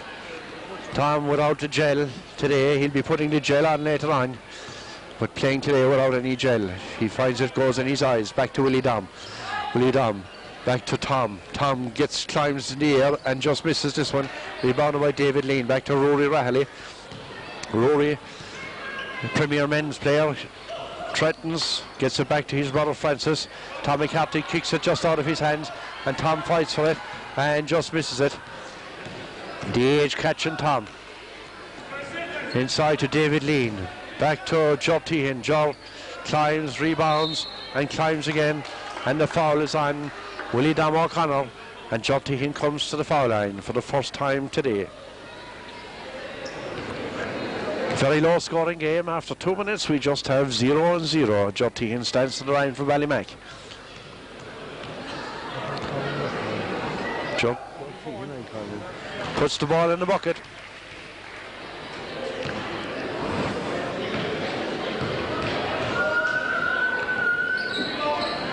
And scores 2. Ballymac lead 2 points to nothing as Willie Dom brings the ball down for Desmonds. Now to Thomas, to John Brennan. Back to Tommy Carty. John Brennan takes a 3-pointer. Fails. Job Tehan rebounds. Gets it out to Rory Rahilly. Rory brings it across the halfway line. For Tommy Carty goes to meet him with the shoulder. Bit of confusion there. Picks up his first foul for Desmonds. Out to number 2 for Ballymac, who without anybody marking him. Number 2 is Niall O'Sullivan. Willie Dom bringing the ball down. A walking speed here played by the Desmonds into Norlands, and Nolan couldn't make it. Niall O'Sullivan loses the ball as Desmonds take it out again. Desmonds not great at the shooting, although in the semi-final anything that moved they could shoot. Willie Dom gets it down to Tommy Carty.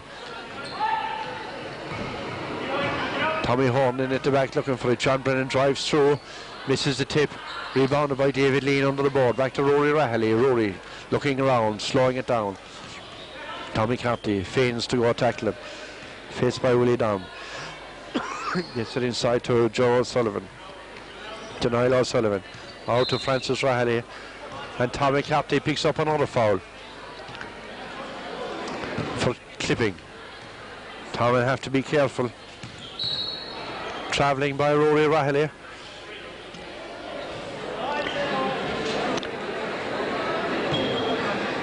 Six minutes and 23 seconds gone. Ballymac lead 4 points to nothing as Desmonds start another offense. John Brennan, long pass to Tommy Carty, back to Willie Dom. Out to John Brennan, 3-point shot. Misses it again. And this time it's Desmonds' ball. Willie Dom having a long, going to have a shot. They're all falling short.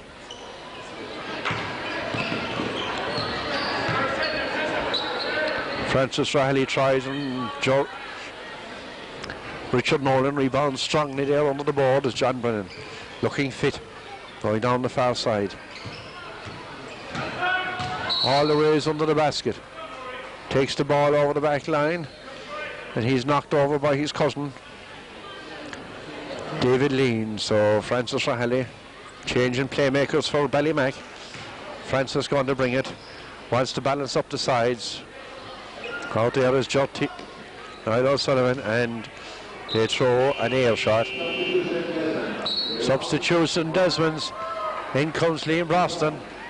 Out goes Willie Dom. Liam Brosnan going to take up the playmaking position here now for Desmonds. Long pass by shot by Brennan. Tommy Horn trying to get the rebound. Oh, we're a mile out. Francis Rahally tries to climb in. The ball was taken clean as a whistle. The foul is on Liam Brosnan, number 3. Francis Rahally coming to the foul line. This game promised to be a bit livelier than what it is.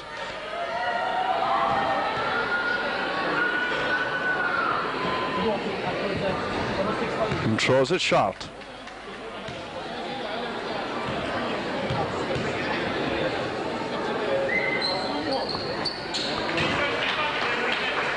Five points to nothing.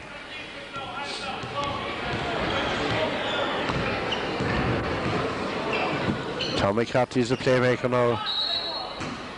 Leg ball by Niall O'Sullivan. Tommy Capty is the playmaker, gets it to John Brennan. John tries a 3-pointer and travels.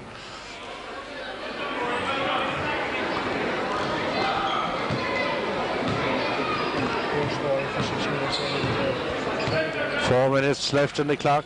Rory Rahally trying to have a shot himself.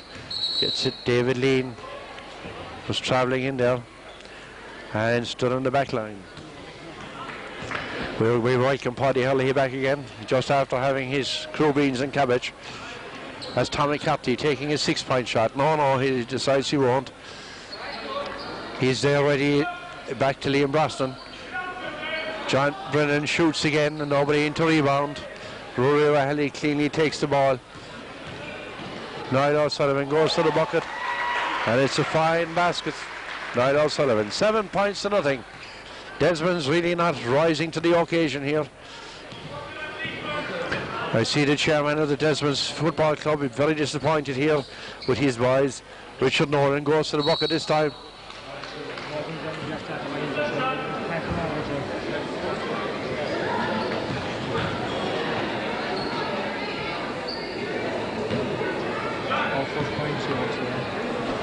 Richard Nolan, the man from Trumtrasta North, plongs the first one. Makes the first score for Desmonds. Will he make it 2?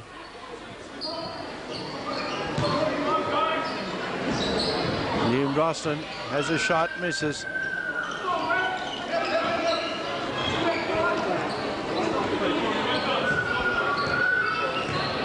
Rory Rahally got a plonk, but he got up from it.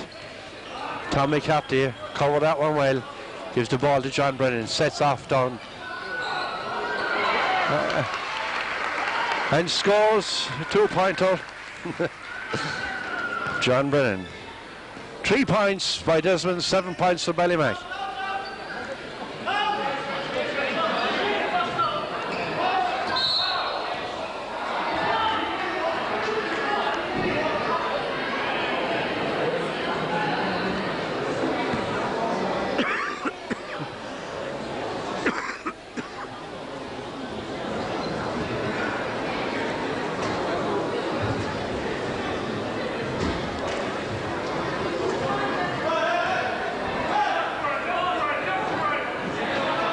Side ball. Rory Rahally travels.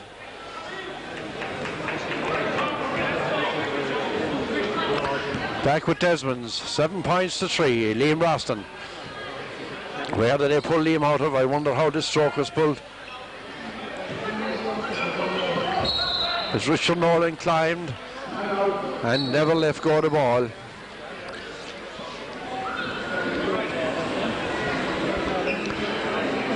We'll be back after these messages, I suppose. Set it up. Gets it inside to Job T, who tries to go to the board, doesn't get it. Richard Nolan safely grabs it, gives it back to John Brennan. John striding down the far side of the court, calls Tommy Capty, the playmaker. Tom gets it inside to Liam Brosnan. And I didn't see what happened there. Anyway, it is Ballymac. Rory Rahilly playing with Ballymac. Gets it outside to Niall O'Sullivan. Niall O'Sullivan travels. Referee is very harsh and calling for travelling. Here's Liam Brosnan setting up to play. Gets it back to Tom McCarthy. Tom tries a long shot. Gets it inside to Richard Nolan.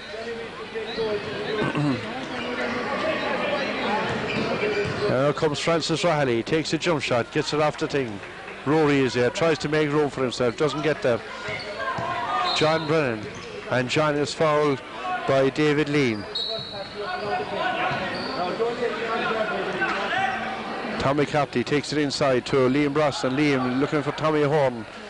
Gets it inside to Tommy Horn. Tommy goes to the basket. Gets it out to John Brennan.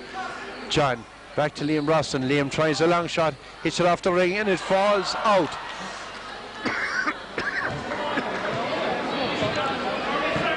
Seven points to 3. We're back in the last minute of the ball game. 28 seconds left. Niall O'Sullivan with the ball. Going to have a 3-point shot himself. Doesn't get it. Up goes.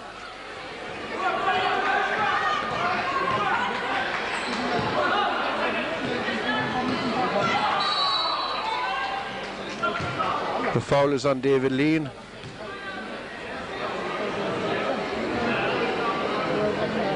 It looked like a take-out foul, but everything is okay. Tommy Capty going to the board was blocked out by Job Tehan.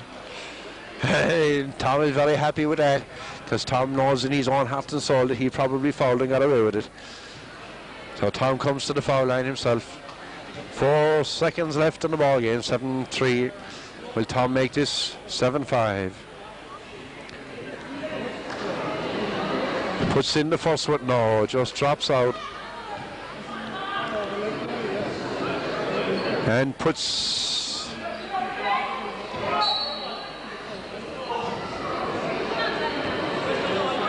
7 points to 3. 1 minute, 1 second left.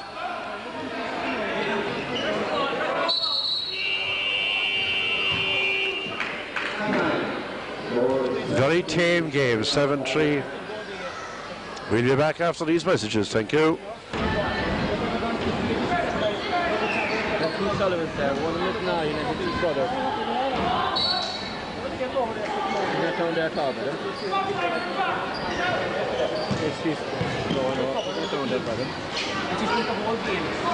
Liam Brosnan makes it 2 for St. Mary's. Score reads 7-5 at the start of the second half. Francis Rahilly sets it up, gets it inside to Niall O'Sullivan. Not back to Francis, and Francis has a shot. And under the board is... They look... No.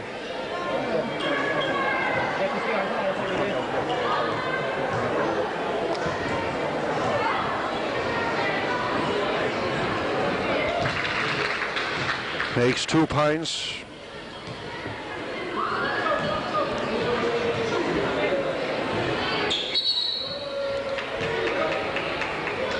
Oops, makes 1. 8 points to 5. 9:24. Willie Dam bringing the ball for the Desmonds. It's out to Tommy Horn, now to Liam Brosnan. Willie Dam deemed to be travelling.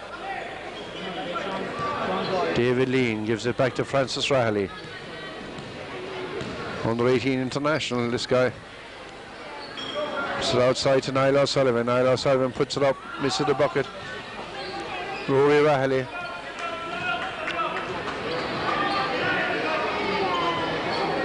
Tommy Horton catches the rebound, gives it to John Brennan.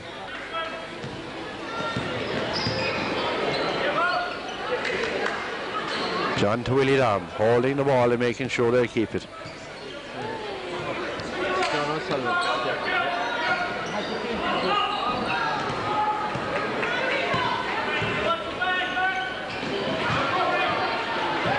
John Brennan going to the boat himself.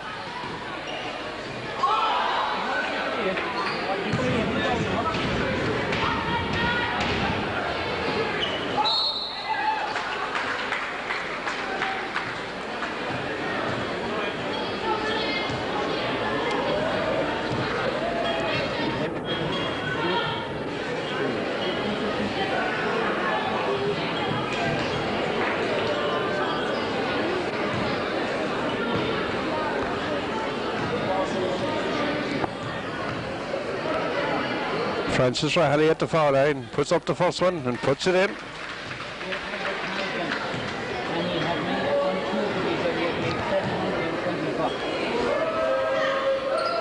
And misses the second. Ian Brosnan bringing the ball up the court.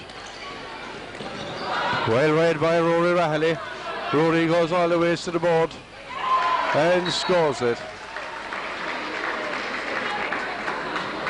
2 points for Rory Rahilly. Ballymac 11, Castleisland Desmonds 5. 7 minutes and 51 seconds. John Brennan has a shot.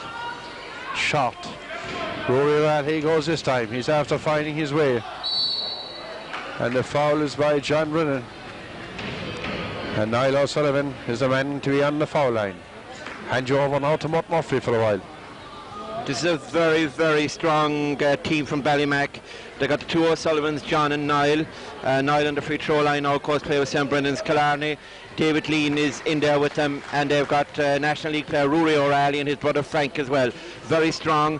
Of course, Desmonds are strong themselves, Liam Brosnan, but he really is just coming back after an injury. His first game, and his outside shooting's a bit rusty. Looks as well as if I think that Ballymac are dominating the boards, and they're ahead now 12-5, and it'll take some good outside shooting from the likes of Liam Brosnan to get him back. Thank you, Mutt. We're back with the ball game. Tommy Horn out to Willie Dam O'Connor. Willie Dam going all the way to the board now, gives it back to Richard Nolan. John Brennan tries another long shot from far out, throwing away possession.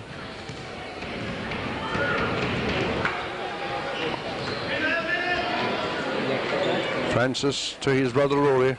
Francis tries a three-pointer himself, rebounded by John Brennan.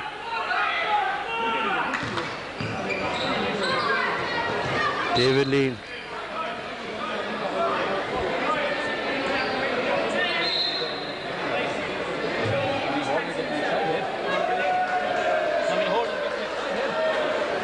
Now there's a bit of blood creeping into this ball game. Willie Dam and David Lean.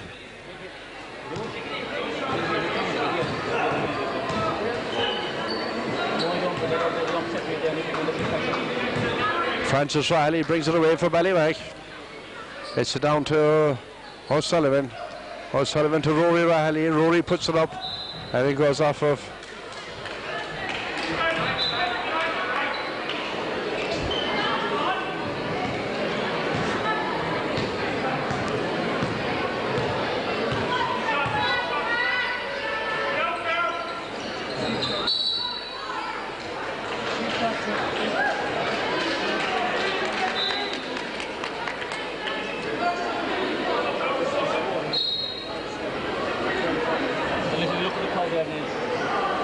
we have a look at the crowd. Do we know anybody that's here?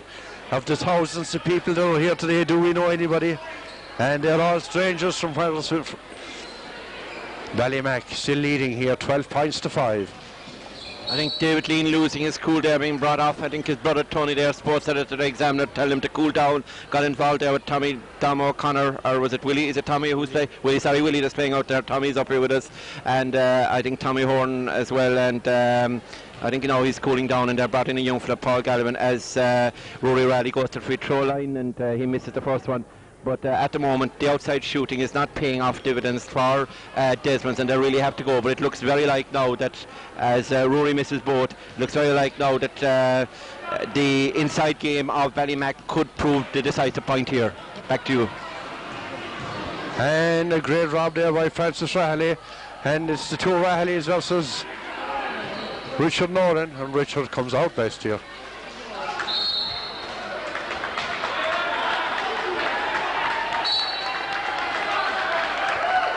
Very disappointing call down there.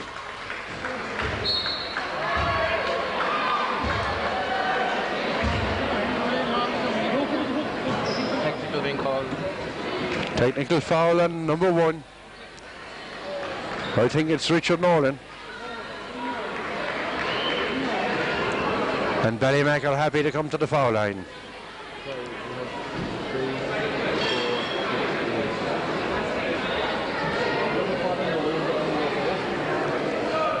And there again we have a look at our president alongside Tommy Carty, that ageing young fella from Desmonds Avenue.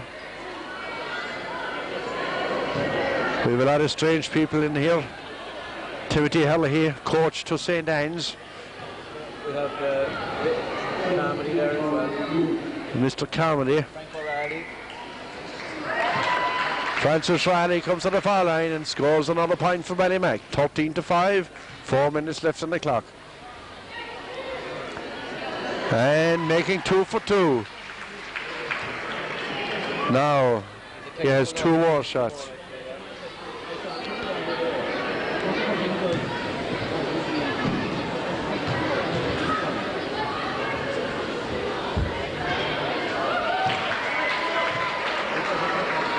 That's 3 out of 3, which is good shooting.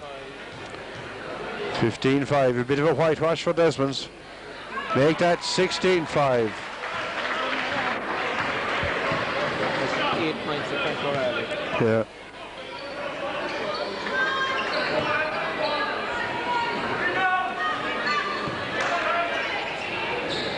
Two points for John Brennan.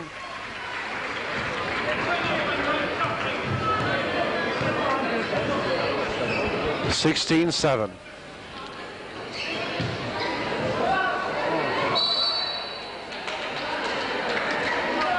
Foul is on O'Sullivan, number 8.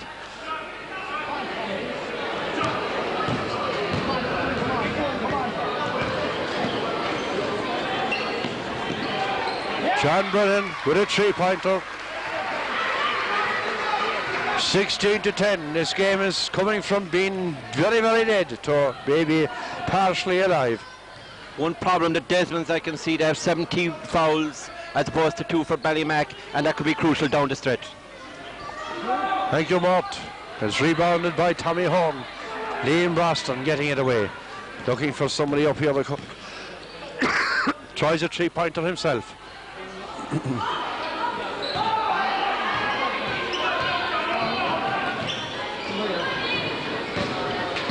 Francis Rahali holds the ball safe for Ballymac. Gets it out to O'Sullivan. Back to Rahali, tries a 3-pointer. Off the basket. Tommy Horton rebounds it. Up to Liam Roston. Liam going all the ways to the basket this time. Puts it up, and 2 more points for Desmonds. And we have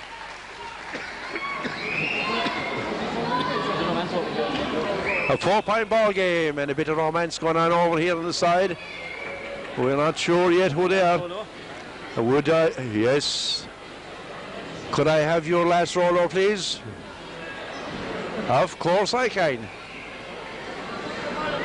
No, I'll have it myself. No, I'll have half of it. No. I'm going to have it all. Is there anybody else looking for a bit of my last roller?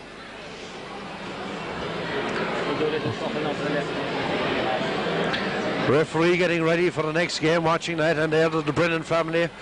Helen Brennan there watching her son John against Ballymac, where she came from. That's a brand new ring. I'd say Santa Claus brought a ring to one of Thomas's girls. I know, I wonder where Thomas is. They're all there, the whole family are there. John Dan Reedy, Tom Sullivan and Tom Brennan. Deep discussion. We'll see back in the ball game, and Desmonds are there again. John Brennan gets it to Liam Broston. Score is 16-12. John tries a 3-pointer again. It doesn't come off this time. Rebounded by Ballymac. Francis Riley bringing the ball up and setting it up again for Ballymac. Gets it inside to O'Sullivan. O'Sullivan gets it into Galvin. Galvin travels. It would have been a nice basket, but Galvin travels.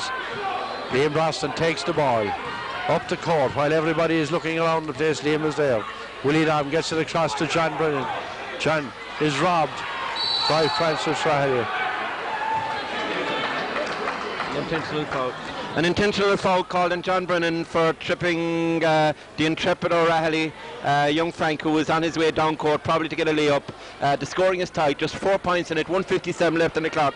O'Reilly has been almost perfect from the free throw line, and if he shoots these two, it's going to make it very hard for the Desmonds.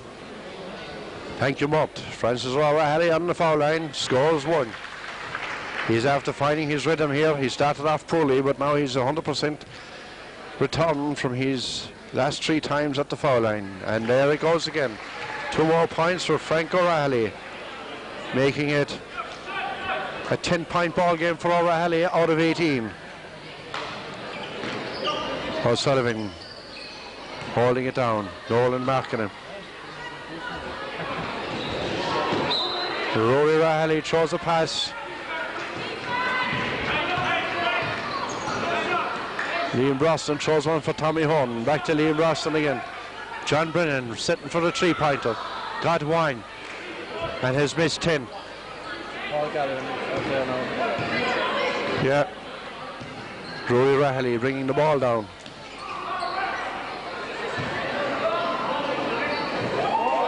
And John O'Sullivan. That's 9, I'd say. A foot block by Niall O'Sullivan. Timeout, Desmonds. We'll be back after these messages. Thank you. Gets it off to Liam Brosnan, who tries a 3-pointer. Doesn't get it. Ballymac in possession again.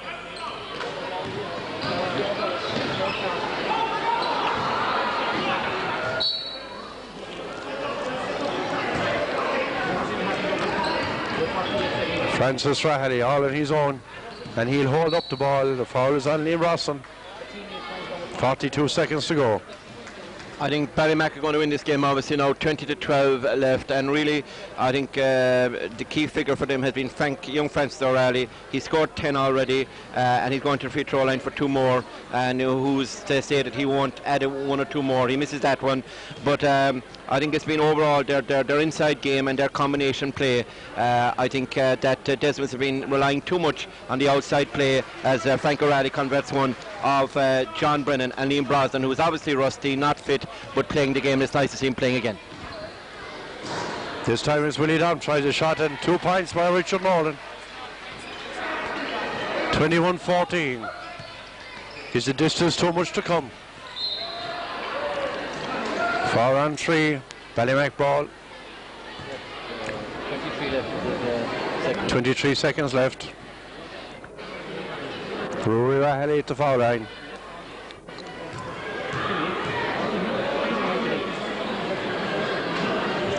Misses the first one. Rory not doing well from the foul line. On his young brother. No.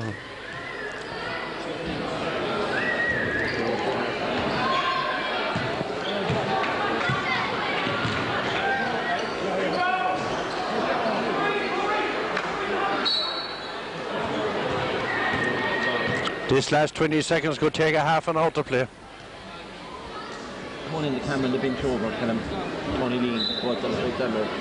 Tony Lean on the bench over, Ballymac bench. Over there we see very pensive Tony Lean, sports editor at the Cork Examiner, a man who devises sport to the Examiner, and there he is, and he's not quite able to make it on court. Let's hope he can get on court. I think he brought his bus pass, and he may well make it in the final few seconds. There's another basket goes in there, but Tony Lean not making it in the Ballymac team. Well, what's happening? Back with the ball game. Tommy Catty mile out, tries a 3-pointer. Falls miserably. 1 second to go. Ballymac win.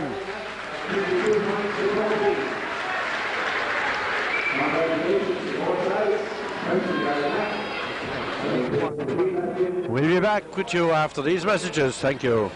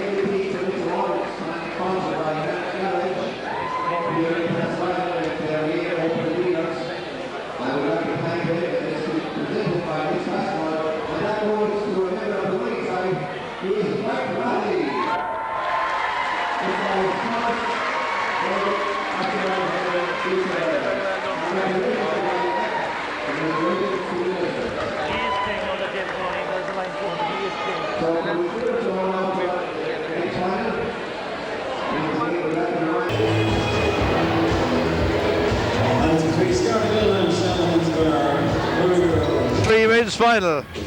Shanahan's Bar, led by the legend Brendan Brosnan, has been playing basketball since this Blitz began, way back in the 70s.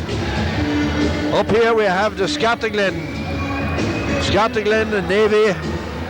Shanahan's Bar are the team in black as they march out to the music. Brendan Brosnan, the captain of Shanahan's Bar. His golfing compatriot Martin Downey, number 4. Humphrey Shanahan, the man that teaches rugby. Pat O'Driscoll. Denny Casey. Dennis Regan. Entrepreneur and pub owner, and Connie Casey at number 6. Then their coach over is Morris Casey, released from Frosties of Tralee. Up here we have Scartaglin, and their captain is John Flynn from Moore, Pound Road. Joe O'Sullivan, Johnny O'Connell, Shawnee Hickey, Dennis O'Connor, Brendan Morn, and Jason O'Connor. This should turn out to be one of the cleaner, finer points of basketball. Will be described here and will be seen here.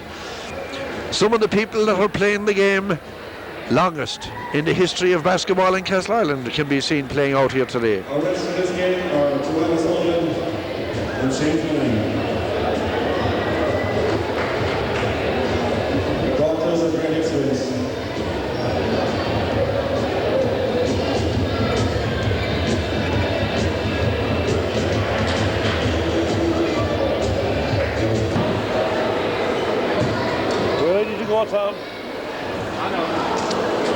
Back on the floor, Shanahan's Bar.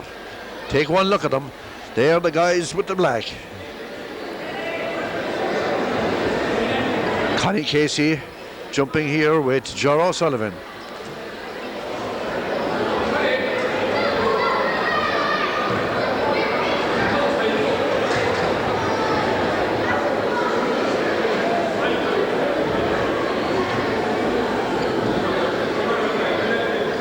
After a while we'll settle down, we'll be ready to throw the ball in when they stop moving. And Humphrey Shanahan is first to break away with the ball. Humphrey holds it back. Playmaker for Shanahan's Bar and proprietor to be. Gives it down to Dennis Regan.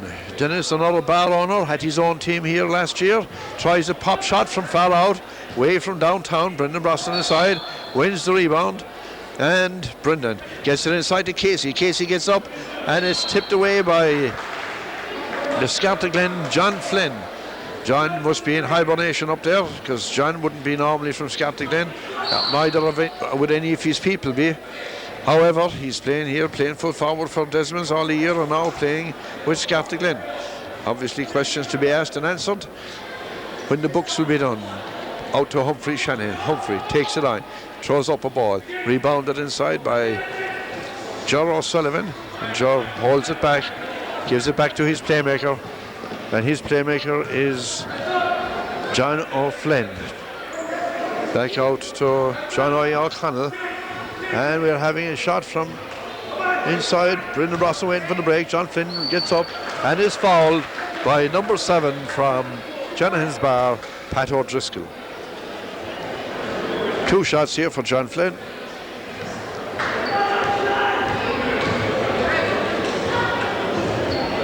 John pops in the first one.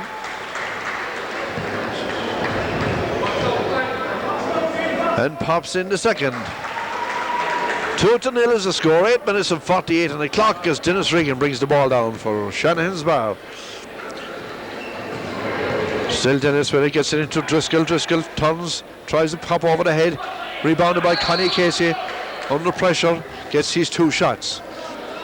Impeded on the shooting. Won't be getting 2 shots. Yes, we'll be getting 2 shots. No, Connie did a lot of his practice down here across the winter.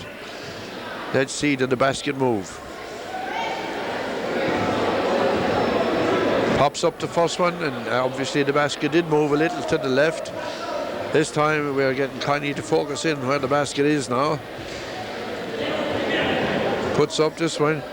And yes, right in the bucket. Score is 2-1, 8:34 on the clock. As Scartaglen bring the ball. Playmaker for Scartaglen is Johnny O'Connell. Gets it to John Flynn, tries a three-pointer from downtown. Rebounded and tipped out of bounds by Brendan Moore. Dennis Regan bringing the ball this time.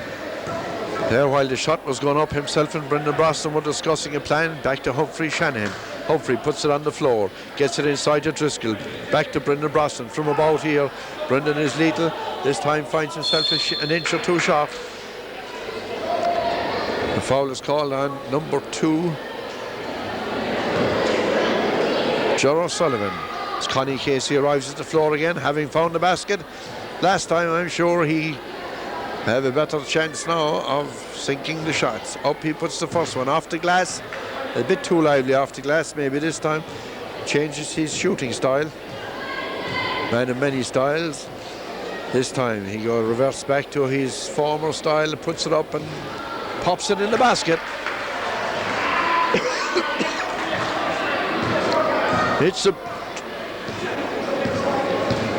2-2 ball game. 7:50 on the clock as Scartaglin bring the ball up. Rebounded by Casey. Brendan Brosnan for the fast break. Puts it on the floor. Takes it down on the right hand side. Has a look up. Gets it over the. Gives it to Dennis Regan. Dennis over to Humphrey Shanahan. Humphrey pretends to go right. Gets it back to Regan. Inside to Driscoll. Back to Brendan Brosnan. Brendan is about to shoot here, but he being known as the best shooter, he's being marked by the tallest man.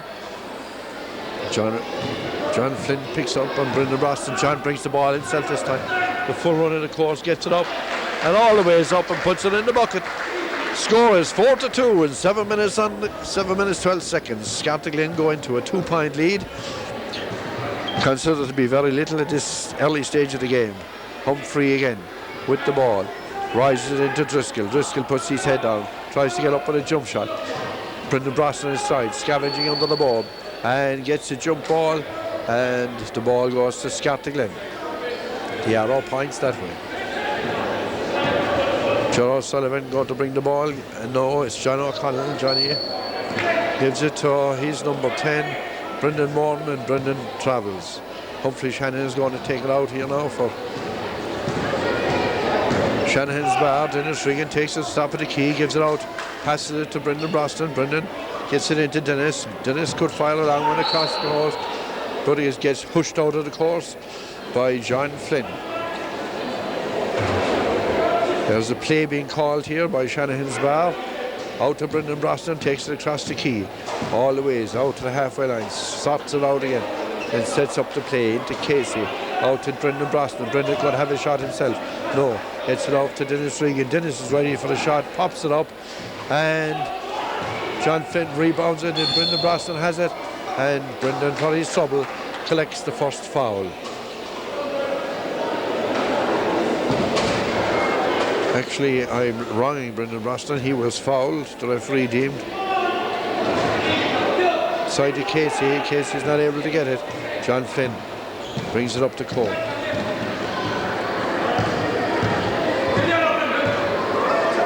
Gets it out to Johnny O'Connell. And up goes Driscoll to tip it back out for Shanahan's, and away comes Shanahan's. Dennis Regan on the inside, trying to be pushed off the ball, not easily pushed Dennis off. As away comes Scartaglin. Humphrey tries to hold the man back.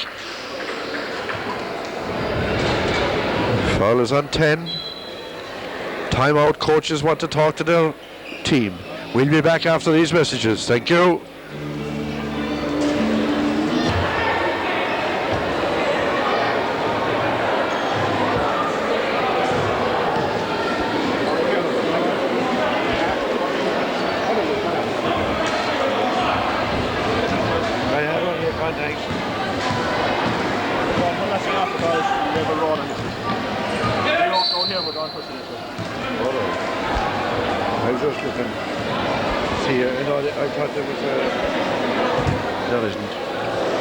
And back on the floor with Scartaglen and Johnny O'Sullivan bringing in the ball, Joe.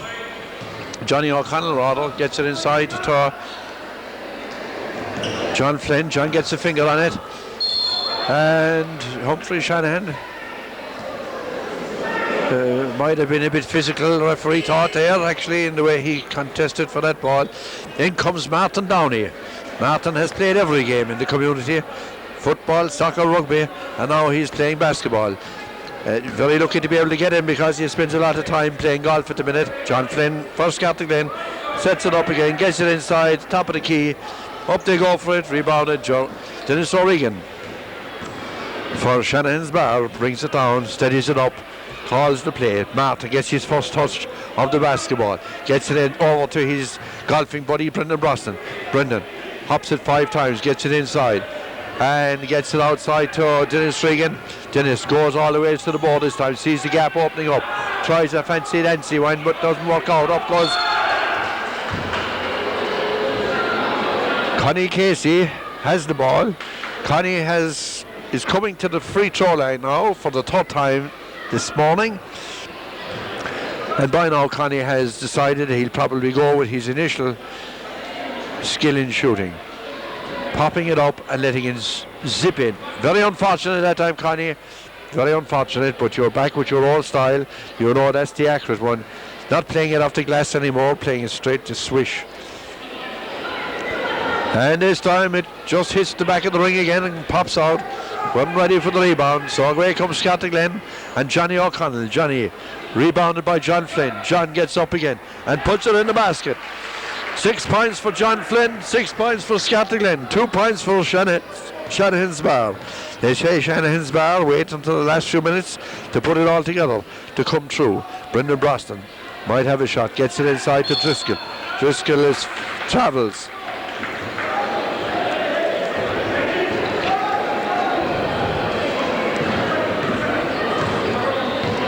Scartaglen bring it again.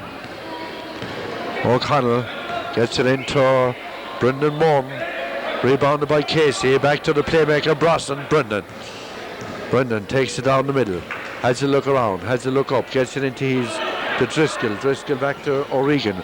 O'Regan loses, no, still has possession as a change is made, and one Casey comes in, and his name is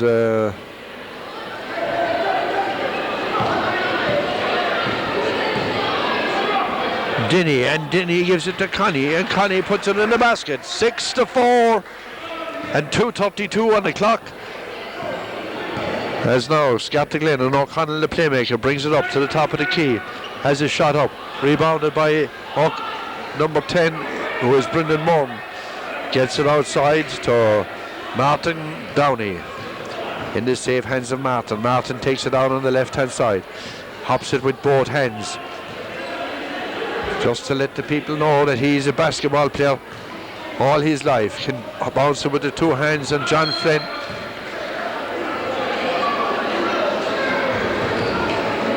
just took it out over the line. Martin gets it back to Dennis O'Regan. Dennis on the right hand side.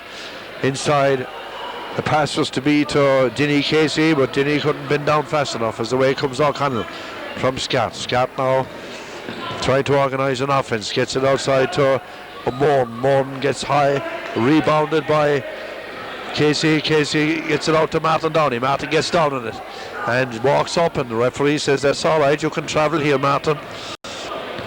As Dennis O'Regan assumes the mantle of playmaker for Shanahan's, pretends to go right and goes left, gets it into Dinny Casey. Dinny has a free throw and just misses the basket. They moved it since he played here last, and ball is brought up by Scartaglen. Pops it inside, up goes his brother. His brother is Connie Casey, and Connie rebounded that well and held. We'll be back after these messages. Thank you. In the ball game, the Shanahans bring it out. They have now decided that Dennis Regan is going to be the playmaker. Ginny Casey on the foul line as Regan goes through and puts it in the basket. I'm not sure about what way the board is going, but certainly scores are all over the place. All we know is that there's 38 seconds left. The score can be anything. And there's trouble in the ball. The board will probably be fixed at half time. We'll wait for that. As Scartaglin put into play, John Flynn takes it inside. Up goes Morton. Morton rebounded and given out to O'Connell. Referee blows the whistle and the foul is on 7. On 7 black.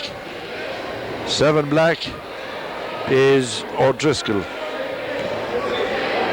Number 2 for Scartaglin goes to the foul line. Joe O'Sullivan. For the first time this afternoon. Joe puts the first one up and it just finds the distance, pops on the ring twice and bounces in.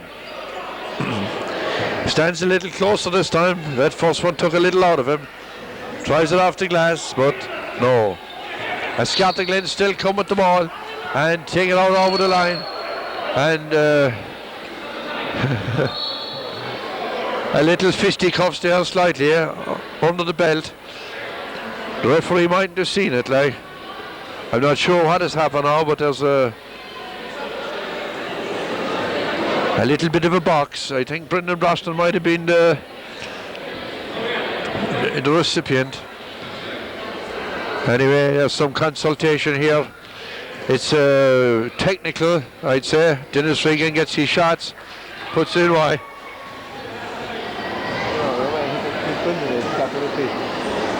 And Regan puts 2 in the bucket. The score is 323-19 as we read the board, but we know that that's not right. We'll be back with a right score in a few minutes. We think it's about 6-6. Brendan Brosnan goes to the ball, sees the board all between him, gets up, does the usual shout, but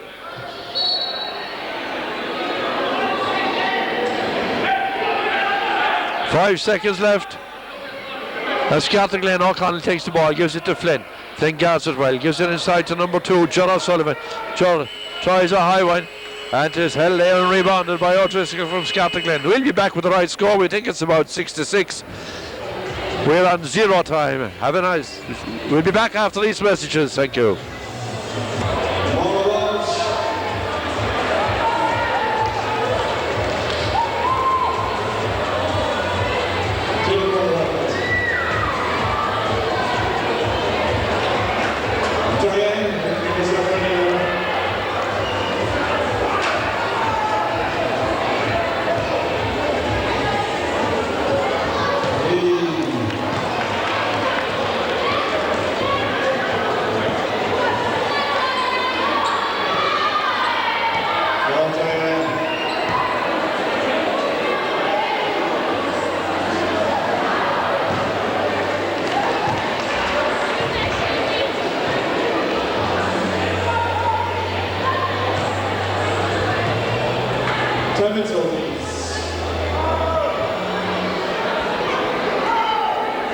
And back with the ball game. We may not have much excitement in the first half.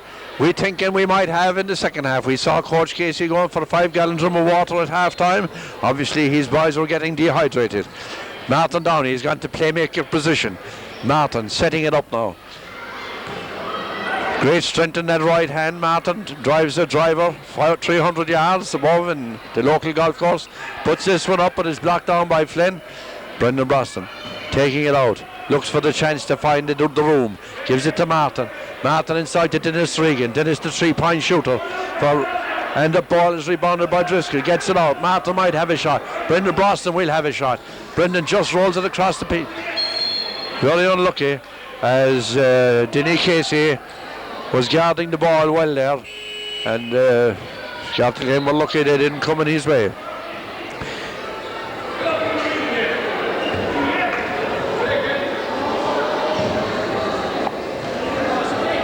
A great ball out to Dennis Regan. Regan makes it all the way to the board, and what happens? He just loses it.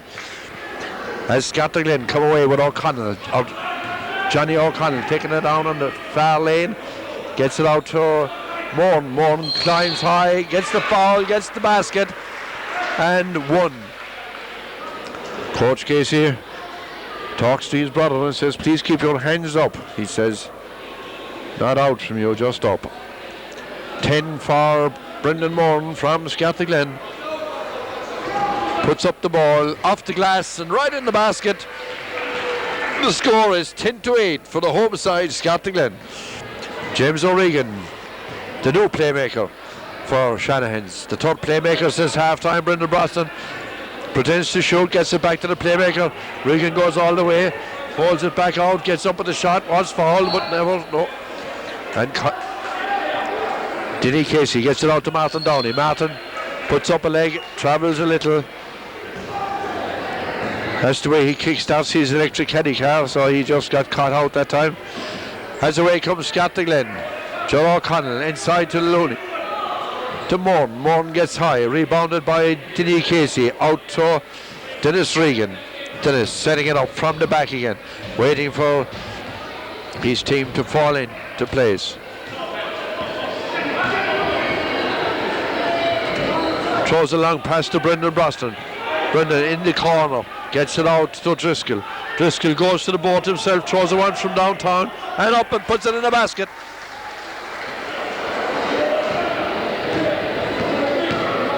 (10-10), brand new ball game, 7:42 on the clock. A Scartaglen attack, still staying with their starting five. Scartaglen, playmaker O'Connell all the time, throws up a three-pointer, rebounded inside by Looney, and Looney puts it in the bucket, gets a slap of his shoulder and he's troubling his way out. Sorry, that's not Looney, that's number 6, Jason O'Connell. Brendan, the fourth playmaker for Shanahan's, takes over the playmaking role. It's inside to Denny Casey. Denny might have been fouled, but the referee didn't see it that way. As away comes Joey O'Connell.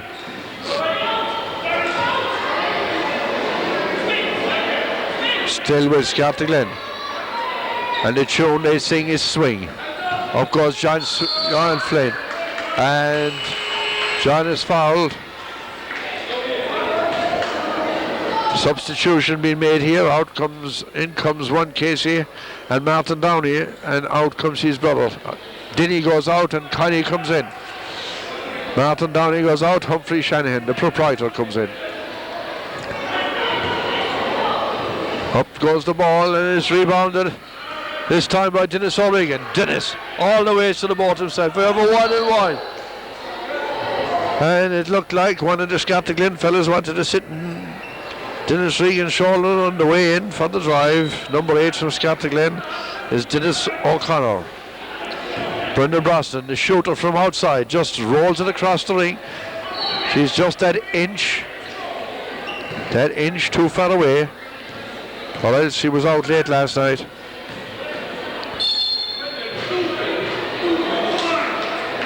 Foul is on 5. The ball is from the back. And John Flynn is going to take it out from under the board. Gets it outside. Walked out. Play. John rebounds it again.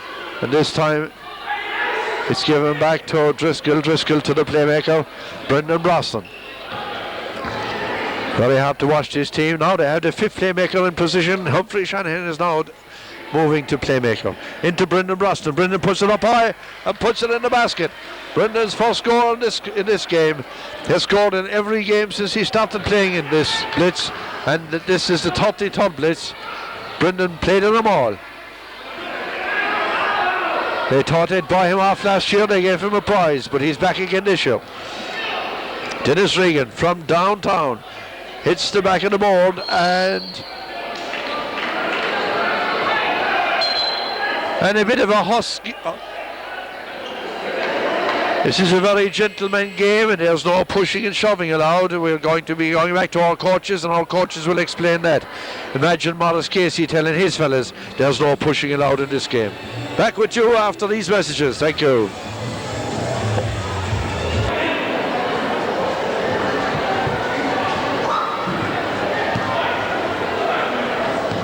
Back with the ball game. Scartaglin bringing it down the floor. Johnny O'Connell, the playmaker. They stuck with Johnny all day playmaking. They're throwing it around now. Moving the ball around the course. Gets it inside. Getting up for the shot is more. Blocked down there by Connie Casey. Back to Humphrey Shanahan. Humphrey holds it back and gives it to Dennis Regan. Over to Brendan Broston. Brendan going in, had a shot while ago, got it up. And just misses it this time. Up goes Casey to trying to put it in the back door. And it's Shanahan's ball. Brendan goes up once more, has another shot.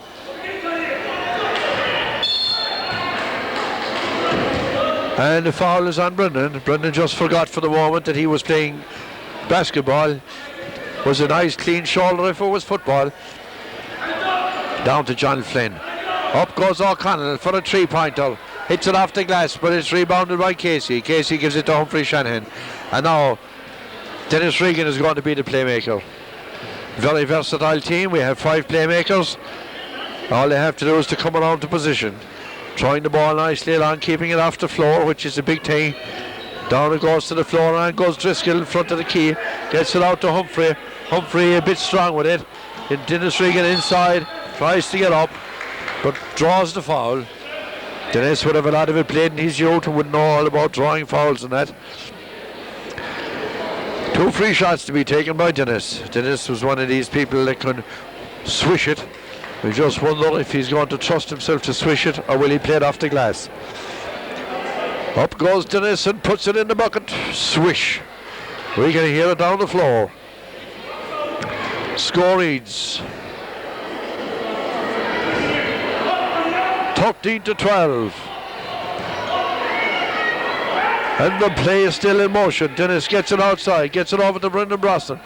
Brendan gets up, makes his distance, and just draws his fouls. And Brendan is probably one of the dead-eye dick shooters when it comes to shooting off the free throw line. Has 2 points scored already. 12-13 is the score. 3:11 on the clock.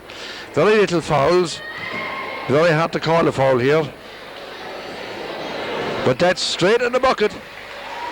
Some things you never unlearn. You get a bike and you're taught to ride a bike, and you never have to relearn it. You shoot free throws and you never have to relearn it. With that kind of confidence, Brendan Broston puts Shanahan's bar 15-12 in front. A 3-point ball game as John Flynn from Scartaglen tries from outside on the outside lane, rebounded by Humphrey Shanahan. Humphrey bringing it up the court, tries to get it over the halfway line within the 8 seconds, gets it over to Brendan Broston, back to Humphrey, spreading in the play out now, trying to open up Scartaglin, trying to make the lanes all free. Dennis Regan takes it in, up they go for it, but it's rebounded by Scartaglin. And number 10 for Scartaglin is Morn, and Morn is robbed, and the ball is up. Timeout called by Coach Reedy. The Scartaglin coach needs to talk to his team as the water is being handed out. 12:15 on the clock on the scoreboard, 2:36 on the clock. We'll be back after these messages. Thank you.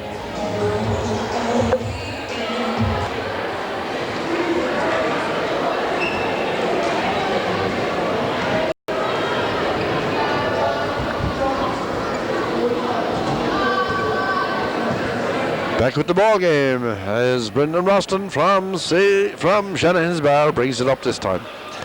There's always a trick when they change the playmaker out to Dennis O'Regan, willing to hold the ball into Connie Casey. Connie goes up and it's a walk play. You can see that from the word go. Score 17-12, a 5-point ball game as Morton takes over from. Up goes John Flynn and equalizes on that one. We still got a 3-point ball game, 17-14. Dennis O'Regan brings the ball this time. Gets it inside to Driscoll, back out to O'Regan. O'Regan takes it up on the byline, runs into John Flynn, and the call is foul on number 1 for pushing. So Dennis sits down, talks to his friend Mr. Broston over there on the far side. Discussing politics, both of them vote for the same party. We have a substitution, a lot of people walking around, you wouldn't know what we're having here. Casey takes a chance to call his team aside. We know that James Regan is on the foul line. Intentional foul over there on the far side, it looked like. This time Dennis is not as so lucky with the first one. Will be getting a second chance and possession. Score 17-14, 1:45 on the clock as Dennis puts up and scores, makes it 18-14. A 4-point ball game, insurance point and all got. Brendan Brosnan takes it to James Regan. James gets it to Humphrey. It's inside to Driscoll, but Brendan Brosnan pulls the pass nicely. Long one to Dennis Regan. Up goes Connie. Up to Humphrey. Brendan tries a 3-pointer. Back to Brendan. Brendan going to hold the ball and play out the time. Clock is running down. Some real fancy stuff played by Shanahan's bar now as they hold the bar, and Scartaglen eventually get a call from the referee. It's a long pass. No, it's short to Moran is bringing down the ball fast, takes it all the way in, loses it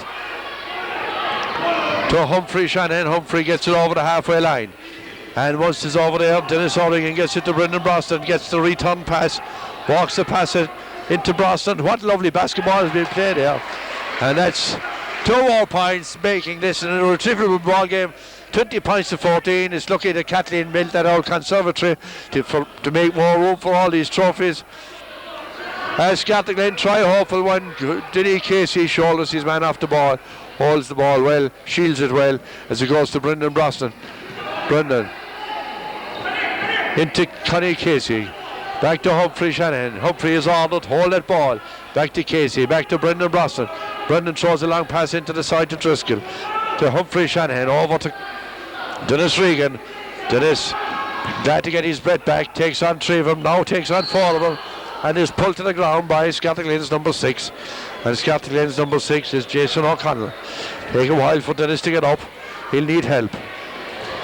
That help is coming to him, and his teammate Mr. O'Driscoll pulls him off the floor. Connie Casey taking the inbound ball for Scott, or for St. Mary's, for Shanahan's bar. And Driscoll rebounds it, gets it out to Humphrey. Humphrey tries a long one and misses. And that brings us to the end of the ball game. 20-14 on the clock. And it's another win for Brendan Brosnan and his team.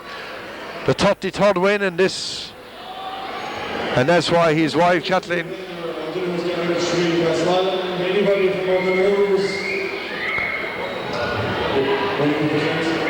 Lucky they built that conservatory. Well, it's just medals this year. David, the women's basketball, our chairman, are going to present the awards on behalf of Women's Garage for Lee and Castleisland. David O'Donoghue from O'Donoghue's Garage, Castleisland, presenting the prizes. And to the captain of the winning team, Brendan Brosnan, gets the plaque. Well, how well 'twill look in the conservatory as Brendan, his 33rd Blitz, very sorry, but the man that said he's 30 wasn't old enough to be there.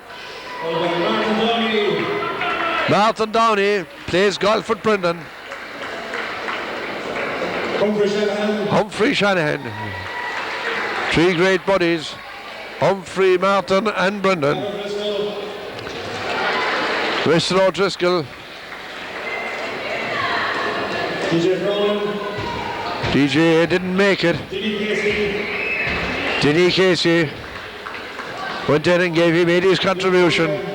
Dennis Regan got strong since this time last year. And Connie Casey. Connie rebounded and scored many points for Shanahan's bar. Our MVP awards goes to member of the winning team, Connie Casey. The MVP award was won by Connie Casey. First time Connie has won this award. So congratulations, Connie. We'll be back after these messages. Thank you.